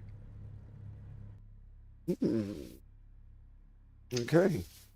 Very confident. To be fair, I'm struggling to see past Dan Byrne as well. I've got to be honest. I think Dan's done a stellar job here. And, well, yeah, it's tough to see anybody getting close to him, I think, Sheepy, to be honest. Yeah, I can see it being difficult, but I know for sure the last race, I know everyone puts it up another notch or two on just the pressure on the track. So maybe this time Dan Byrne might be stuck in the battle pack instead, and maybe the cars ahead of him actually get to go away and see you later. So it'll be interesting to see what happens. Yeah, it definitely will be, and I think hold on to your hats, shall we say, because race number 3 could be very, very interesting. But let's hope not too interesting that we end up having going, oh no, because that's the last thing we want here this evening. So there we go. But let's get this up and running. It's such a long grid in time, isn't it? I'm not a fan of this grid in time. It's so long. Yeah, the 3 minutes to make sure that we go through the grid. I know for sure. It's also just allow race control to contact drivers and update any news if they missed anything in the 10-minute break. Some people do go away from their computers, so maybe there's a post-race penalty or something like that do not know about. So it's good to be a bit more wary. Yeah, it's just so long, Sheepy, for us. That's all. Absolutely. I'll give people updates, and Kilda is St Kilda's winning the footy by 10 points at the moment against Collingwood, so there you go. Some footy update for people out there that's watching the broadcast, not watching the footy. Unfortunately, I can't bring you an update on football because we have a different terminology of what it actually is in the UK, of course. So there we go. You can see the Carlin boys at 5 lights coming out. Now it's going to be up and running. It's going to be green, green, green here once more for the final race of the evening. Unfortunately, though, weirdly enough, my timing software has got Dan Batouche in the pits. He has, and Cam Hardwick in the pits. So both of them have unfortunately had to start from the pit lane, and they've dropped all the way down to the back of the order. There's been a little bit of a ding-dong going into through turn 1, a little bit of an action. There's another car, there's 2 cars in the wall. That's McHenry's in there, and also I believe that may be John McHenry and Todd Thorburn in the wall, but Sam Katkazunis has escaped up front, and it's Carlin's 1, 2 and 3 with Velocity Simlab taking up the whole shot. Yeah, Sammy's done an awesome job. Up 3 positions, but in saying it though, 2 cars ahead, which was Dan Batouche and Cam Harvick, didn't start at all. So gave him a couple of position start, but unfortunately for David Gallo there, didn't capitalise on a nice clean grid position. And obviously 2 cars ahead and behind right around him. So yeah, Sam done an awesome job on the launch to get himself into P1, and obviously that does allow Daniel Byrne as well to get up to P3. Byrne in P3 with Feely 4th, Kant in 5th, Hodgkinson in 6th. They are coming around to complete the first lap. Gowans is in this pack of cars with Ben Spalen, Steven Sinkovich, Buckland, Johnston has overtaken Dean, so Dean really needs to swap their positions back round to make it 3 out of 3, staying ahead of his championship rivals here. We've got Pickley, Wakefield, Soper all in the mix there, and unfortunately we've had Buckland gone round and he's sitting on the inside, but at the moment Sam Katkazunis up the front, coming over the line for the very first time on the defence from the Gallo and Byrne from the Carlins Motorsport with Crisscross, Matt Feely behind, Tom behind that, Crisscross behind that, and Velocity Simlab with Shane Ratcliffe. Ty Delaney, the last one from Fishy Motorsports. Mark Cochran, Apex Esports, just on the edge, and whether or not he's going to be able to get there, we will find out. Katkazunis goes on the defence on the right-hand side. Gallo's trying to go around the outside, not going to make that work. He's taking that very wide line again, is Gallo. He's going to have to make sure he don't get tagged again. Yeah, you've got to be really careful, because a lot of drivers, when they see the inside line wide open, especially at Fuji itself, you know, they want it. Like, they know for sure if they can take, you know, a shorter line, they would just do it, and got to be really careful, because they allow the door too open, they might get a little bit too giddy from further back, and before you know it, you might actually get knocked off the track, even though you left them so much room. We did see Shane early in the night, you know, how late he was in the braking mark there in turn 1, so you do got to be careful when you leave the door open. Yeah, you definitely have, and Katkazunis is not leaving that door open. He's escaping down the road as best he physically can. In the class situation, what is happening at the moment, Matt Feely is leading the Pro-Ams by 1.3 seconds over Delaney. We've got Katkazunis, Gallo, Byrne and Kant in the Pros. They're on your screen at the moment, and in the AMs, it's Simmons, Sinkovich, Steven Sinkovich, Betzvalen, Greg Johnston and Dean. Dean really needs to get past it. So if he can get past Johnson to hold his points haul overall in the AMs this evening. But at the moment, Kazunis holding on, literally keeping the Carlin Motorsport boys behind him and doing a good job at the moment. Yeah, one thing it just kind of slipped in my mind. He actually finished P3 in heat number 1, P2 in heat number 2, and he's trying to go one better again, currently in P1. So yeah, he's just quite a chief at the moment tonight. We have seen him in a couple of battles. We know for sure he definitely last race capitalised on a few other drivers' mistakes, but he's defending the inside line. He knows for sure the drivers are not allowed to go to the right of him, so forcing them on the outside, as you see the Carlin Motorsport of David Gallo taking the lead, and teammate trying to follow behind him as well on the outside. And Sham just a bit more later on the break, got the inside line, and a little bit hot there, but not too hot, thankfully, and maintain P number 1. Yeah, he has, but he's now on the side-by-side run, leaving room Gallo's got his nose up there. He can't carry the speed. Here comes Dan Byrne once again. And Dan Byrne going to make it round the outside here. Good job from him. And doing a stellar job for Dan Byrne. Puts himself up into second place here. Oh, see, Callum Hodgkinson just pinched P3 then off, if I'm not mistaken, David Gallo. So, yeah, they've got to be real careful here because they're allowing a couple more drivers to get back into the battle pack and actually separate themselves as teammates. So, yeah, it's got to be real careful, keep it nice and clean, and just, I know they're battling for P1, but there's still 15 minutes on the board, you know. They don't want to lose too much time to see just that's a choo-choo train now and a half right behind them. I think that is a 8-car train. 9 with Cochrane. 9 with Mark Cochrane. He is at the back end of this train of cars as they're coming round into next turn 13 on the race circuit. So, oh, looks like we've just lost somebody there. Unfortunately, on the inside, that was Matt Feely. Just got it all a little bit wrong, and unfortunately for Feely, he's just gone round. So, not good from Matt Feely, but Dan Byrne still leading the way. Is he on for free? I think he might be here. And it depends on what Kat Kazunis, Hodgkinson, Kant and Gallo can do. It looks like Greg Johnston has had another incident. Oh, it looks like Sinkovic and Johnson may have had an incident. But was it together? That's going to be the question. There is Greg. That's going to be the outside curb all day. He's going to go. Oh, he didn't even get to the outside curb. And Dean just spun in sympathy. Oh, and then gets tagged. Oh, and there's contact. Yeah, I believe that was Cam Hardwick coming through. So Dean spun in sympathy of Greg just as he was handed another lifeline to take the position in the arms.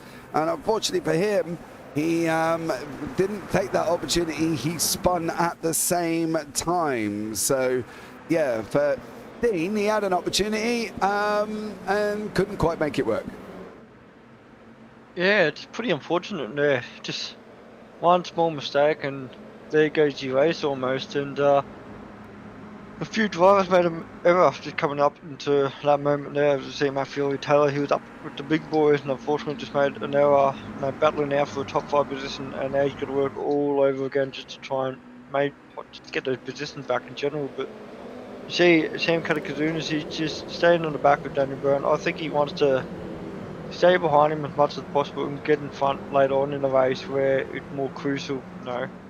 He knows for sure that there's no point trying to get too far ahead of him and losing more time if he makes a mistake. So just keeping it nice, smooth, comfortable behind him. If he gets close enough to make a move, he'll do it. And there's someone in the wall there.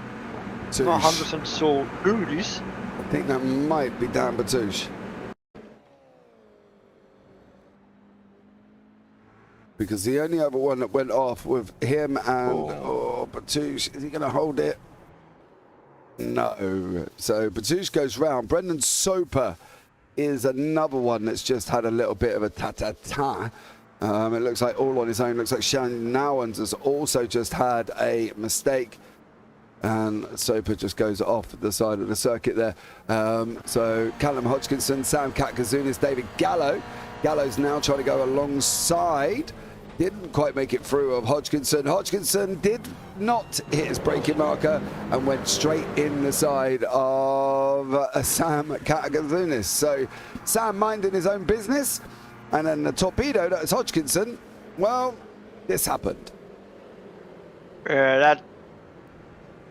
Yeah, unfortunately, that's blatant obvious there. And you can see how many car length between himself and Sam, and just completely missed the marker there. So unfortunately for Sam, he's now got to work from the back now, from where he just worked so hard to get himself in the battle for P1 now, all the way to the back of the grid. So unfortunately for him, he's got a long way to recover, and that does allow Byrne now a fair bit of breathing room once again, and his teammate behind him now can be the big shield and hold everyone behind as much as possible. You see Todd Delaney here just trying to make a move on the inside and almost made it done, but Tim Corn said no, I'm here for battle. And look what Shane Ratcliffe goes on the outside now, making a 3 wide into the next corner. Yeah, 3 wide might not work. It's not going to work. All day. all day. That was even... Very stubborn drivers at the moment. I do got to say, they're not reluctant to leave some room, you know. There's still 10 minutes left in the race, you know. You're not going to win a race right now. Just battling out like that, and unfortunately, yeah, just the heat of the feature, just shuffling a few drivers and making a few errors as well. Definitely. And unfortunately, well, that's happened. That's opened up the field. Gibern out in front with Gallo, Delaney, Cochrane, Ratcliffe, Edwards and Gowans are not far apart from that third spot back, as there is Delaney, there is Cochrane, there is Ratcliffe, who has made up 17 places for Doug Gowans. 17 places. That's impressive. Yeah, he had to start at the back, and obviously see just trying to work on the car ahead of him at the moment, just to make another position. Fortunately, Wayne Everidge just kept it on enough for Doug to be stuck behind him, but there's also a teammate as well, Shane in front as well, who knows for sure. Actually, that's not Shane. Yeah, it is Shane, Joe. And Shane right in front of him. So he wants to get in front of Wayne Everidge as soon as possible and work with Shane to try and catch up to the group ahead. They've got a bit of a gap between himself and Cochrane and Delaney, and I know for sure the two Carlin boys are spreading the rings out there on track, because they're leading the race really well at the moment. They definitely are. And they don't want to be jeopardising that 1-2 at all. Phil Buckland looks like he's had a moment. Shane Nowan's had another one. So unfortunately for them guys, in the AMS, it's Steve Sinkovich, Kevin Wakefield, Vince Phelan, Stephanie Pickley, Dean Sinkovich. Dean is ahead of Johnson. He's not ahead of Wakefield, which is where he kind of needs to be. Steen has just passed Stephanie there. Stephanie on the right-hand side. Dean does get through, as I look to eat the words, but nope, he does get through. Job done. In the middle of the field, Kat Kazunis is trying to recover with Hodgkinson, and Fritzy there also trying to recover, sitting of course on the wonderful world of a controller. Nah, it looks like he's having the ball out there. He's it's a massive challenge. I don't know how many people have ever had the opportunity to race with a controller on this game. It's a lot more hard than what you think. It's definitely no arcade console games. It's just when you touch the steer and before you know it, you're full lock or stuff like that. You've got to be real careful here. And as you see, just trying to make a move, got the inside line of Callum Hodgkinson and made into P10, but got to be real careful here, because if he outbrakes himself here, Callum's just going to go straight back underneath, and there goes P10. Yeah, Fritzy does make it through. Tim Kant kind of trying to come through on the back now of Hodgkinson. Both of these guys have had their moments, of course. That's why they are where they are. And Hodgkinson leaves the door wide open for Kant now. Kant's going to be able to get the run. He's not. He's going to have to stick behind him. Hodgkinson off the side of the circuit. And they do manage to be line astern as they all get through completely fine, which is good to see. Before we had any other moments, and we didn't really want to hopefully see that. Dean has climbed up to the back of Ben Spalen. So Dean is now there, and then he's got a 3-second gap to Hardwick, and commentator curse, I see.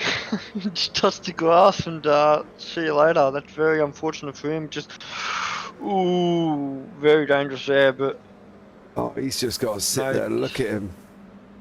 I'm not saying it's a commentator's curse, mate. I'm saying it's a commentator's coincidence and a driver skill issue. Yeah, we can say that. Definitely back us up, you know. We're definitely not putting a curse on them. No. For me, that's what it is. It's a commentator's coincidence and a driver skill issue. I'm going with that one. Wayne Edwards and also Matt Feely running side by side down this long start finish straight as we're going into the last 6 minutes here. We're going to have a couple of more laps on the board before the end of this race. Is Feely going to get that inside line? He's trying. I bet he sat in that car, rocking in that steering wheel, holding onto the steering wheel, going, come on, we can do it. As it's coming down the start finish straight here. Power to power, not a lot of power, but they've got some in these GR86s, and Feely does look like he got the job done over Edwards going into turn one. I can definitely see him in the cockpit just ducking his head just to try and get as much aero speed as possible. No, he's going down the main straight, but brilliant move there, nice and patient, left enough for him, and yeah, gained one position from it, which is great to see. But Rand Everett is going to be real careful here because now he's got Sam Katakazunas behind him, and I know for sure Sam's very, very hungry for a couple more points after the early incident. Yeah, it definitely will be. He was up front, he was flying. Absolutely flying up front. He was on the pace, and unfortunately Hodgkinson, I believe it was, missed the breaking point and unfortunately sent Sam into the underworld. So Sam made his own auditions for the next series of Stranger Things. He went into the upside down and spun round, unfortunately. So there we go. But Mark Cochran, Shane Ratcliffe, Ty Delaney, Gallo and Byrne are comfortable out in front at the moment here, Sheepy, and I think they're doing a great team effort. It's going to be where this podium is going to be coming from out of these three, as we're going to have around about 2 laps remaining at Fuji here for what has been round 8, and quite an epic round 8 really when you think about it. Yeah, obviously a few banners been thrown around on the racetrack, and you know, a couple of upsets here, but you see Carl and Motorsport in general, taking heat number 1, heat number 2, and potential heat number 3 at the moment, the way how they're sitting.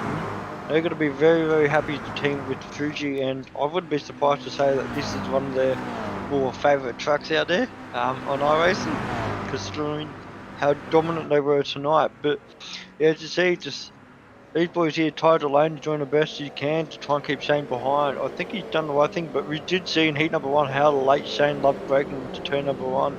Left him plenty of room there, and yeah, obviously not breaking too heavy there, so Shane knows for sure just not to make any contact here, and he's pretty happy to be behind Ty Delaney at the moment. Yeah, he definitely is, and I think he's just got to kind of sit there. I don't think he's going to sit there for very long, mind you. Shane has shown pace, let's not forget, so we'll see how it all works out and whether or not he's going to be able to get through. Kat Kazuni, Speedy Edwards. Then we've got Fritz Hodgkinson and Kant still in the same position. Gowans there is just running, trying to get onto the back of Mark Cochran's group in front. Not quite making the gains that he would have hoped for. And obviously Sam Katkazun is trying to hang on to Feely and Wayne Edwards, with Fritz Hodgkinson and Kant still battling it out. Still battles to have, I think, here, but it's whether or not we're going to obviously get the main battles that we think should happen, as Tim Kant is looking up the inside of Callum Hodgkinson. He's going to go around the outside. They're going to be on a little bit of a door bang. Kant doesn't quite make it through, hits the curb, unsettles the car there, and doesn't make it through that time. However, he's still got time to go and try and get the next one, as Matt Feely with Sam Katkazunis. Sam goes and slides that GR86 up the inside, and a good job from him. That releases Dan Byrne and David Gallo to carry on scrubbing away. Gallo's about a second back at the moment as we're going on to lap 10. So there's going to be lap 10 and lap 11, unless that is Barney waving. It is white flag lap here, so that was very, very close. Yeah, he must have been very jealous in heat number 1 to give us the 11th lap here, as we see that both Barney's waving the white flag. So I know for sure Byrne and Gallo at the moment working as a team just to make sure they creep away as much as possible to the 3 drivers behind. They're doing a fantastic job with that. So Shane Ratcliffe getting in front of Ty Delaney for P number 3. So even though the Ty had lost the overall podium position, still technically P number 1 in class. So the young gun will be very happy. We did see him get his maiden victory overall last week against Dylan De Bono, and showed once again tonight he is up there and he can battle against the best of the rest. Unfortunately, did make a mistake earlier in the night, and that's the reason why he's got to work so hard to get back into P4. Yeah, do fully agree. Oh, Mr. Byrne, not now. It's not. No, let's not do that on the final lap of the race. It would be nothing worse heartbreaking if your internet decides to cark it at the very last lap of the race. Been so dominant, win heat number 1, won heat number 2, and the lead basically heat number 3 for majority of it as well. He's done a phenomenal job. As you see, he just disappeared. He's come back. Oh, just please survive. Yeah, he doesn't want to be told off by race control as it's going around the final 2 corners. I think Barney was early there. Yeah, he's a little bit giddy, Barney, wasn't he? But I think maybe it's a blessing for Daniel Byrne. They knew that he's going to have a bit of internet issues and just allow him to do the one less lap to make sure that he can finish it. But he's not waving. Yeah, it's a checkered flag with Dan Burns going across the finish line He's now. further down, yeah. So Dan Burns does manage to hold on there again, and I don't know what was going on there. Barney was there, Barney weren't there, and then everybody else all piles in behind. Matt Feely, Sam Katkazunis, looks like Feely's going to hold on to that one. Fritz, Hodgkinson, Sinkovic, Tim Carr, Wakefield, they're all going to be headed over the line very, very shortly. We've got Cam Hardwick, who's on the run down to the line. That's Marty Walker alongside us, and is Walker going to hold on? It's not. It's going to be Hardwick on that one. Wakefield and Carr. Wakefield holds on in there. Now we're going to go down to Stephanie, and she's got a trail of cars tucked up right behind her as she's coming over the line, and Stephanie in 17th place.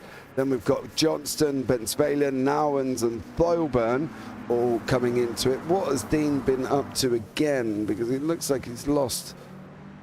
Oh no, he did spin, didn't he? And unfortunately had to sit all the way down to the back waiting for them guys to come round. And I believe it's going to be John McHenry who's going to be the last one to finish off. Manic beginning, a little bit of a settled middle, and then quite a tame ending here in race 3. Yeah, pretty calm and collected. I think the drivers finally understood exactly what to do with the track and the conditions that they get given, and yeah, pretty calm and collected for a lot of the drivers out there. We did see Shane obviously recovered up 9 position, Tyler Laney up 10, Cochrane 8, Galvin up 18 position, the biggest gainer in heat number 3. A few drivers gained a fair bit of positions. We know for sure Dan Batus and Cam Harvick started in the pits, so unfortunately it looked like they were penalised from the previous race. To see John McHenry is happy to finish the night off at the moment. I don't think he had the best of night, unfortunately, which is 7th and 24th. So yeah, as you see the beautiful view of Mount Fuji in the background, it's a well-deserved three-peat for Daniel Byrne for tonight, and he'll be one happy man once we drag him in. There he will be. There are your final results. It was Byrne, it was Gallo, and it was Ratcliffe. And that's the 1, 2, 3 in the pros. Delaney takes the Pro-Am win with Cochrane, Gowans, and then Feely finishing in 2nd there. And then it was Wayne Edwards who rounded off the podium in the Pro-Ams with Sam Katkazunis in the middle. Dan Fritz, Callan Hodgkinson, your top 11. Steve Sinkovic again takes another victory in the AMs. That's 2 for him this evening. And he's got Kevin Wakefield in front. So his brother's going to be happy for taking points off Kevin. Tim Corn in 14th. Cam Hardwick 15th. Marty Walker in 16th. Stephanie Piccoli rounds out the podium in the AMs, takes a 3rd place in the AMs in race 3. Stunning job with Greg Johnson, Vic Bensvalen, Shane Nowens, Todd Thorburn, Dean Sinkovic, Phil Butland, John McHenry, Dan Behot-Touche, Brendan Soper and David Simmons, who was a long way back. So there we go. But overall, Sheepy, not a bad race. Dan Byrne, 3 for 3, stunning job. Yeah, it's phenomenal, really. He's perfect night for him, 180 points. Unfortunately, the championship, I mean, he actually definitely would have to catch up with everyone who he was behind, but just trying to figure out exactly where... That will put him 5 points back from De Bono if we're not taking into consideration drop rounds.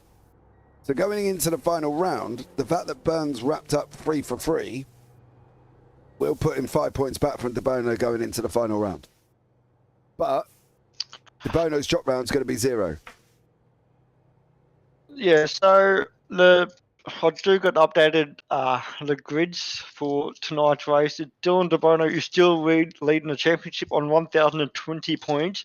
And Daniel Byrne, after a perfect night tonight, is on 1,016 points. So 4 points between himself and De Bono for the championship. And not only that, as I was saying, Radcliffe as well climbs up into the battle contention. He's on 967 points, so he's also up there as well for the championship. We know for sure next week is no drop round whatsoever, so you need to make every position count, and it looks like it's going to be an absolute awesome battle out there.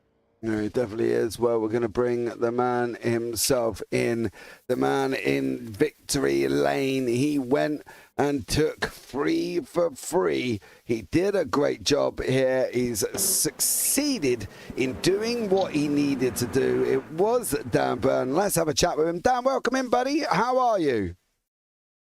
Yeah, I'm really good, thanks. Happy to maximise the points tonight. Good result. 4 points behind De Bono going into the final round. Wow, yeah, I'm glad you did the calculations because I was curious about that. So wow, that's really good. I didn't, mate. I'm Sheafy did guessing it. I'm too old to be doing that in the morning, but I'm not going to lie. No, Sheafy did it there as well. 4 points back going into De Bono. De Bono's got 0 point drop score, so he can't drop anything more than what he's already dropped. So you're basically fighting for the championship going into the final round, right? Awesome. I don't even know where we are next week, but bring it on. I'm looking forward to it. You don't know where you are? Magny-Cours. Oh, Magny-Cours, okay, all right. I definitely need to put in some practice then. Yeah, Haven't mate, done too much yet. I'm not a lover of Magny-Cours, but don't tell anyone. Dan, for you, look, there's not enough superlatives to say how well you've done, right? It's not very often we see a 3 out of 3 maximum. And for yourself, must have felt a little bit good coming into race 3, knowing that you were going to take the win on the final couple of laps. It was very satisfying. I was talking to Dave, my teammate, the whole time, and I was driving well within my limits just to make sure I didn't make any stupid little mistakes. I could imagine doing a little mistake and looping it and letting people past. And we were keeping an eye on how close the guys were behind us, and we just managed it. And really happy with the result. And yeah, well done to David as well. But he had an incident in the first race, but managed to work his way back to the front. So yeah, well done.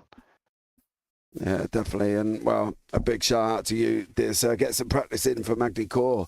It's going to be all or nothing on the final race. And to be honest, I don't think I was expecting the pros to come down to that final race there, but it has done.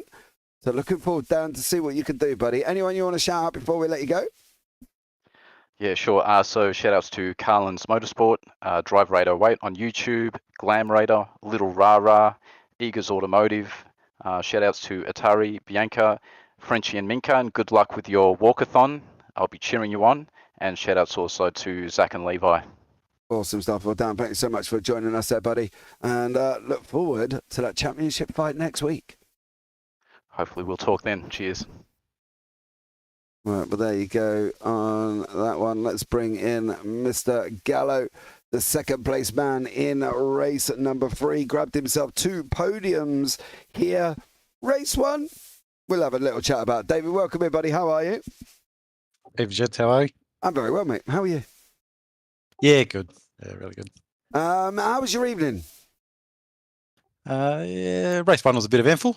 But it was good fun. Up the front there battling, but unfortunately sort of come together there with Shane. They put him at the back with some damage, but managed to sort of pick it back into I think the top 5 for race 2, and yeah, it's good fun at the final. So it's good battles and good fun, good track. Yeah, it definitely was. That contact, basically there was a gap.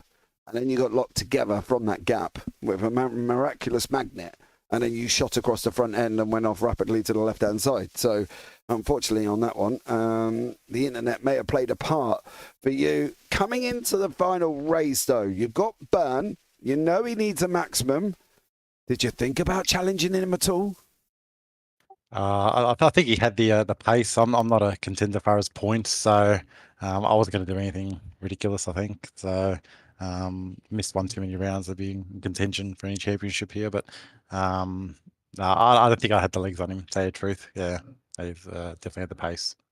How much of an important part can you play? Are you going to be at Magny-Cours next week? And how important can you put yourself amongst it to give De Bono a little bit of pressure to allow Dan to go and take the championship?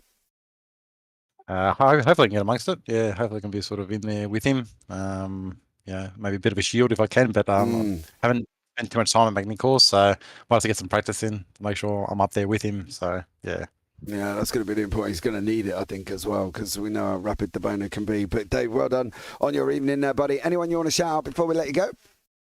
Yeah, just if I can shout out Carlins Motorsport, Driver 808, Glam Raider, Little Rara, Eagles Automotive, and shout out to my wife and two girls, Anthea and Valerie. Awesome stuff. Well, thanks so much. Anybody else? Sorry. Done. Sorry, I was going to say shout out to you guys. Thank you. Oh, thank you very much. So, cheers. It's been a fun one. See you later, Dave. Take care, mate. Thanks, lads. Cheers. Right, that was David Gallo. I'm trying to think who we will go to next. Shane Ratcliffe. Yeah, I'm just thinking that was my plan to bring in Mr. Ratcliffe as well. Can safely say for Shane, he's had one of them nights that we call a roller coaster. He was up, he was down, he was up again in the final race. Shane, welcome in, buddy. How are you? Thanks, boys. Pretty good. You're not wrong. She was a bit of a tough one out there tonight. Oh, mate, I know. It was all going on, and what was going on, there was plenty of it going on. How was it out there from your perspective, though? Yeah, it was hard. I think being such a draft-dependent car, the whole field was bunched pretty tight. So once you sort of got in that pack, it was just so hard to get any moves done and progress forward.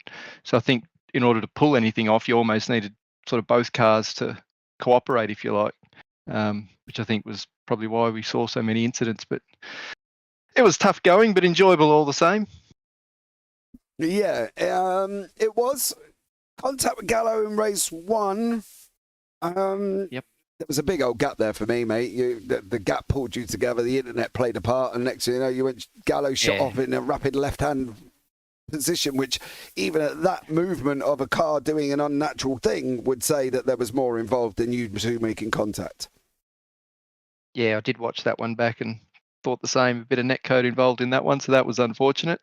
And yeah, the others I think were all sort of line ball, just tried to put a move on, and there wasn't a great deal of space there. I think the one where who was it with Dan Bartush, I think, where I'd gone off track, and then I think Dan sort of came off, and we collected off track, I think, almost. So yeah, it was certainly a tough night, but move on to the next one, I guess. Yeah, last race of the season in Magny-Cours there, buddy. De Bono's at the top. We've got Byrne is only 4 points back going into the final round. Where are we going to be at in form of, do we think a team aspect might come together? Do we think, Gallo is going to try and play a part for Burns? What do we think is going to happen next week?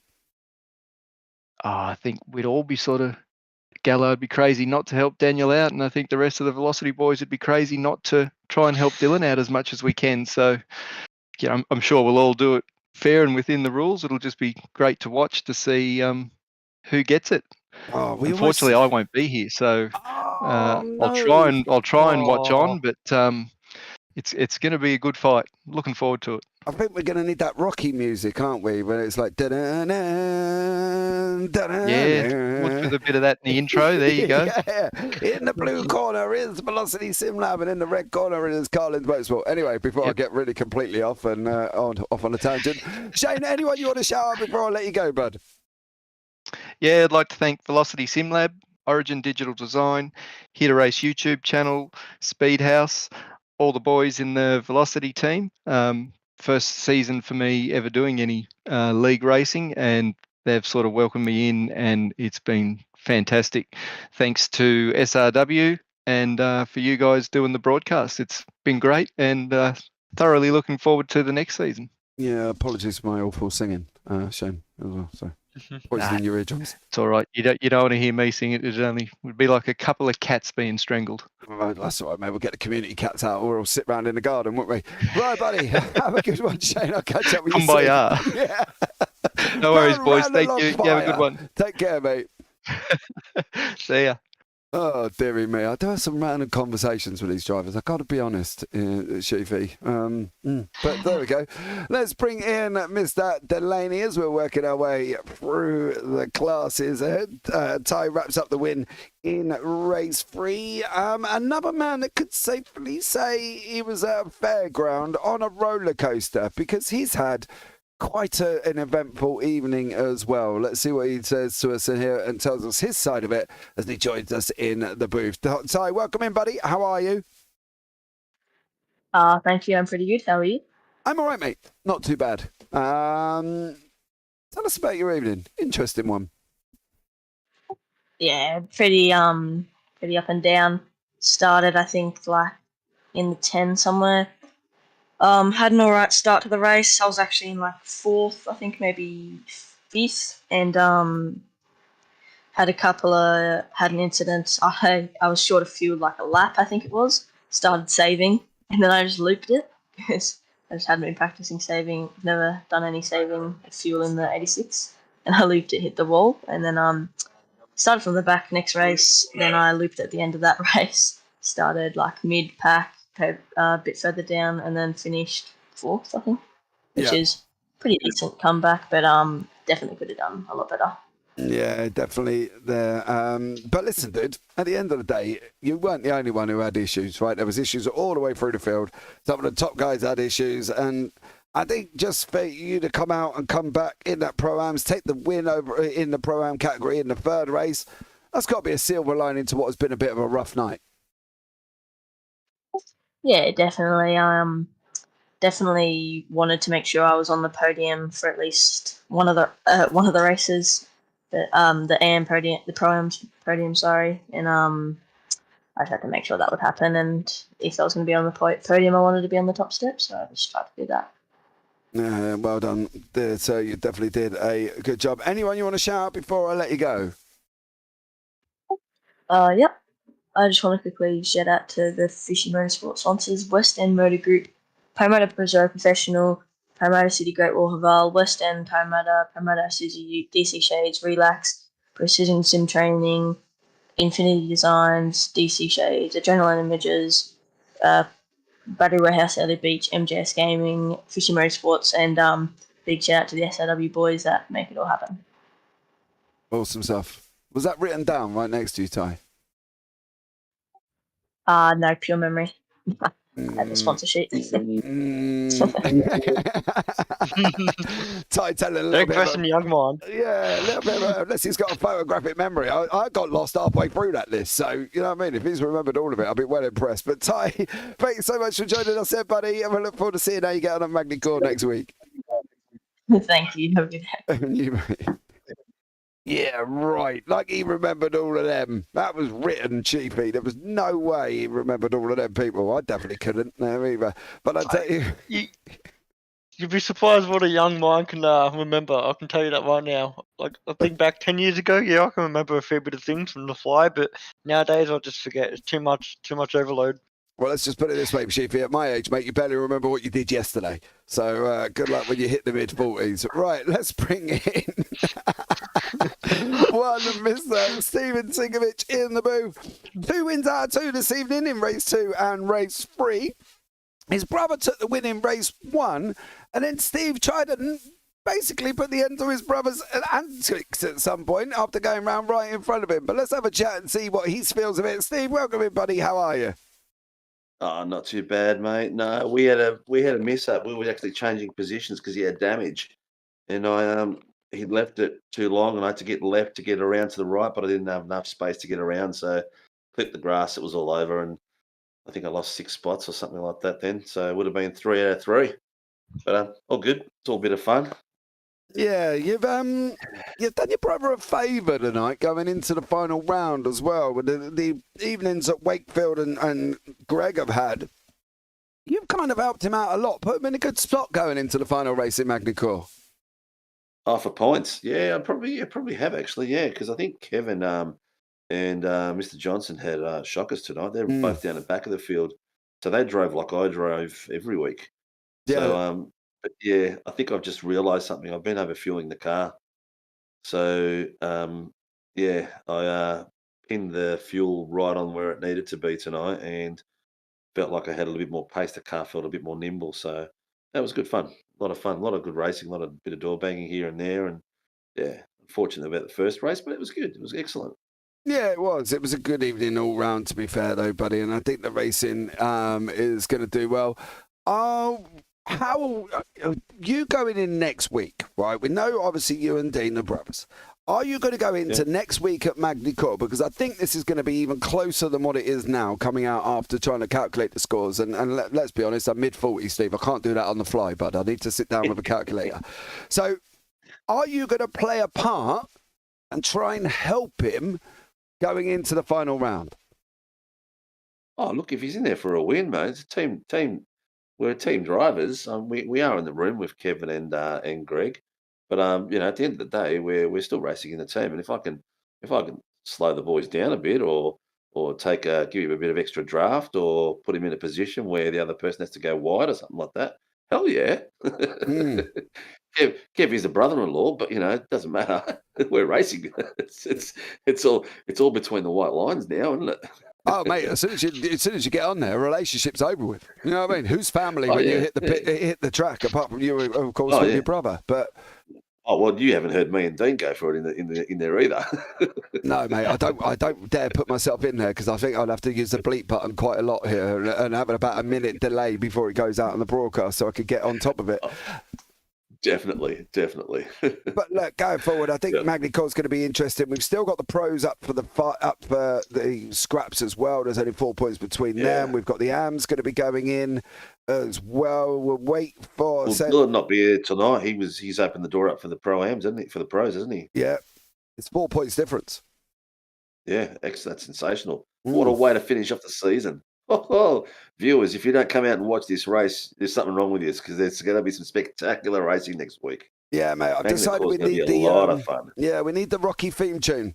And then we can do like a big boxing intro, you know. We can do something like that. It's in the red corner. Here's Carlin's Motorsport. Anyway, look, I'm going off on a tangent here. I'm going to completely lose myself in a minute. Right, Steve, anybody you want to shout out before I let you go, bud? Look, mate, I've got to thank all the drivers for coming out every week, and the numbers that we've had all season have been off the chart, not just in this series, all series.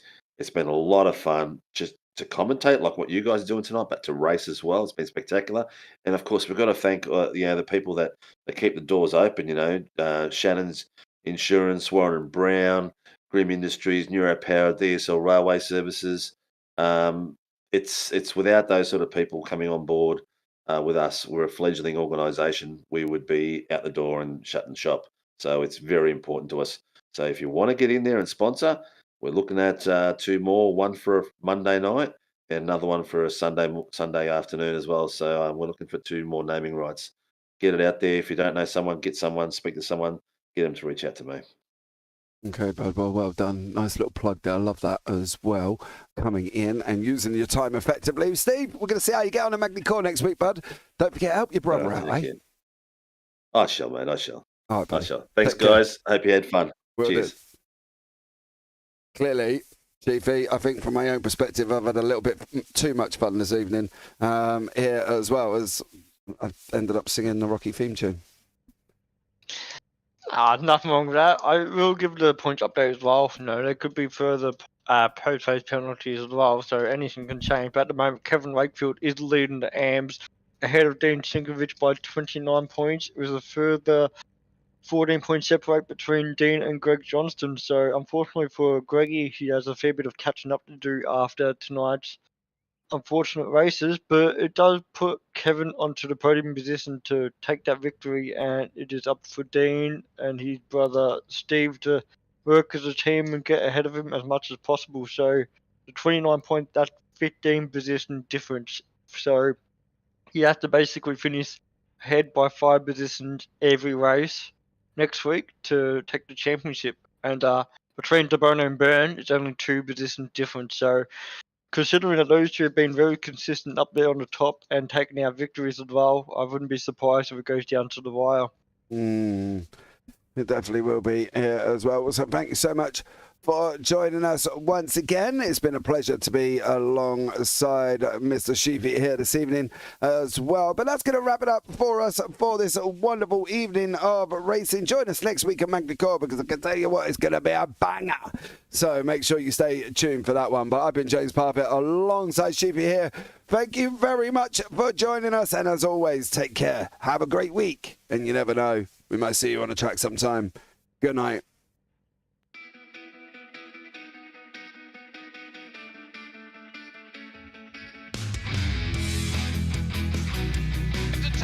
This is amazing. I was clash heads again.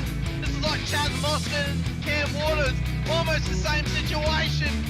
Better contact going down to the hill. Sam Noble wants to snip on Dave Coleman now. Sam Noble bottle right now because, I'll tell you what, Bruce Tanak and Jamie Dyke just absolutely drove away from us.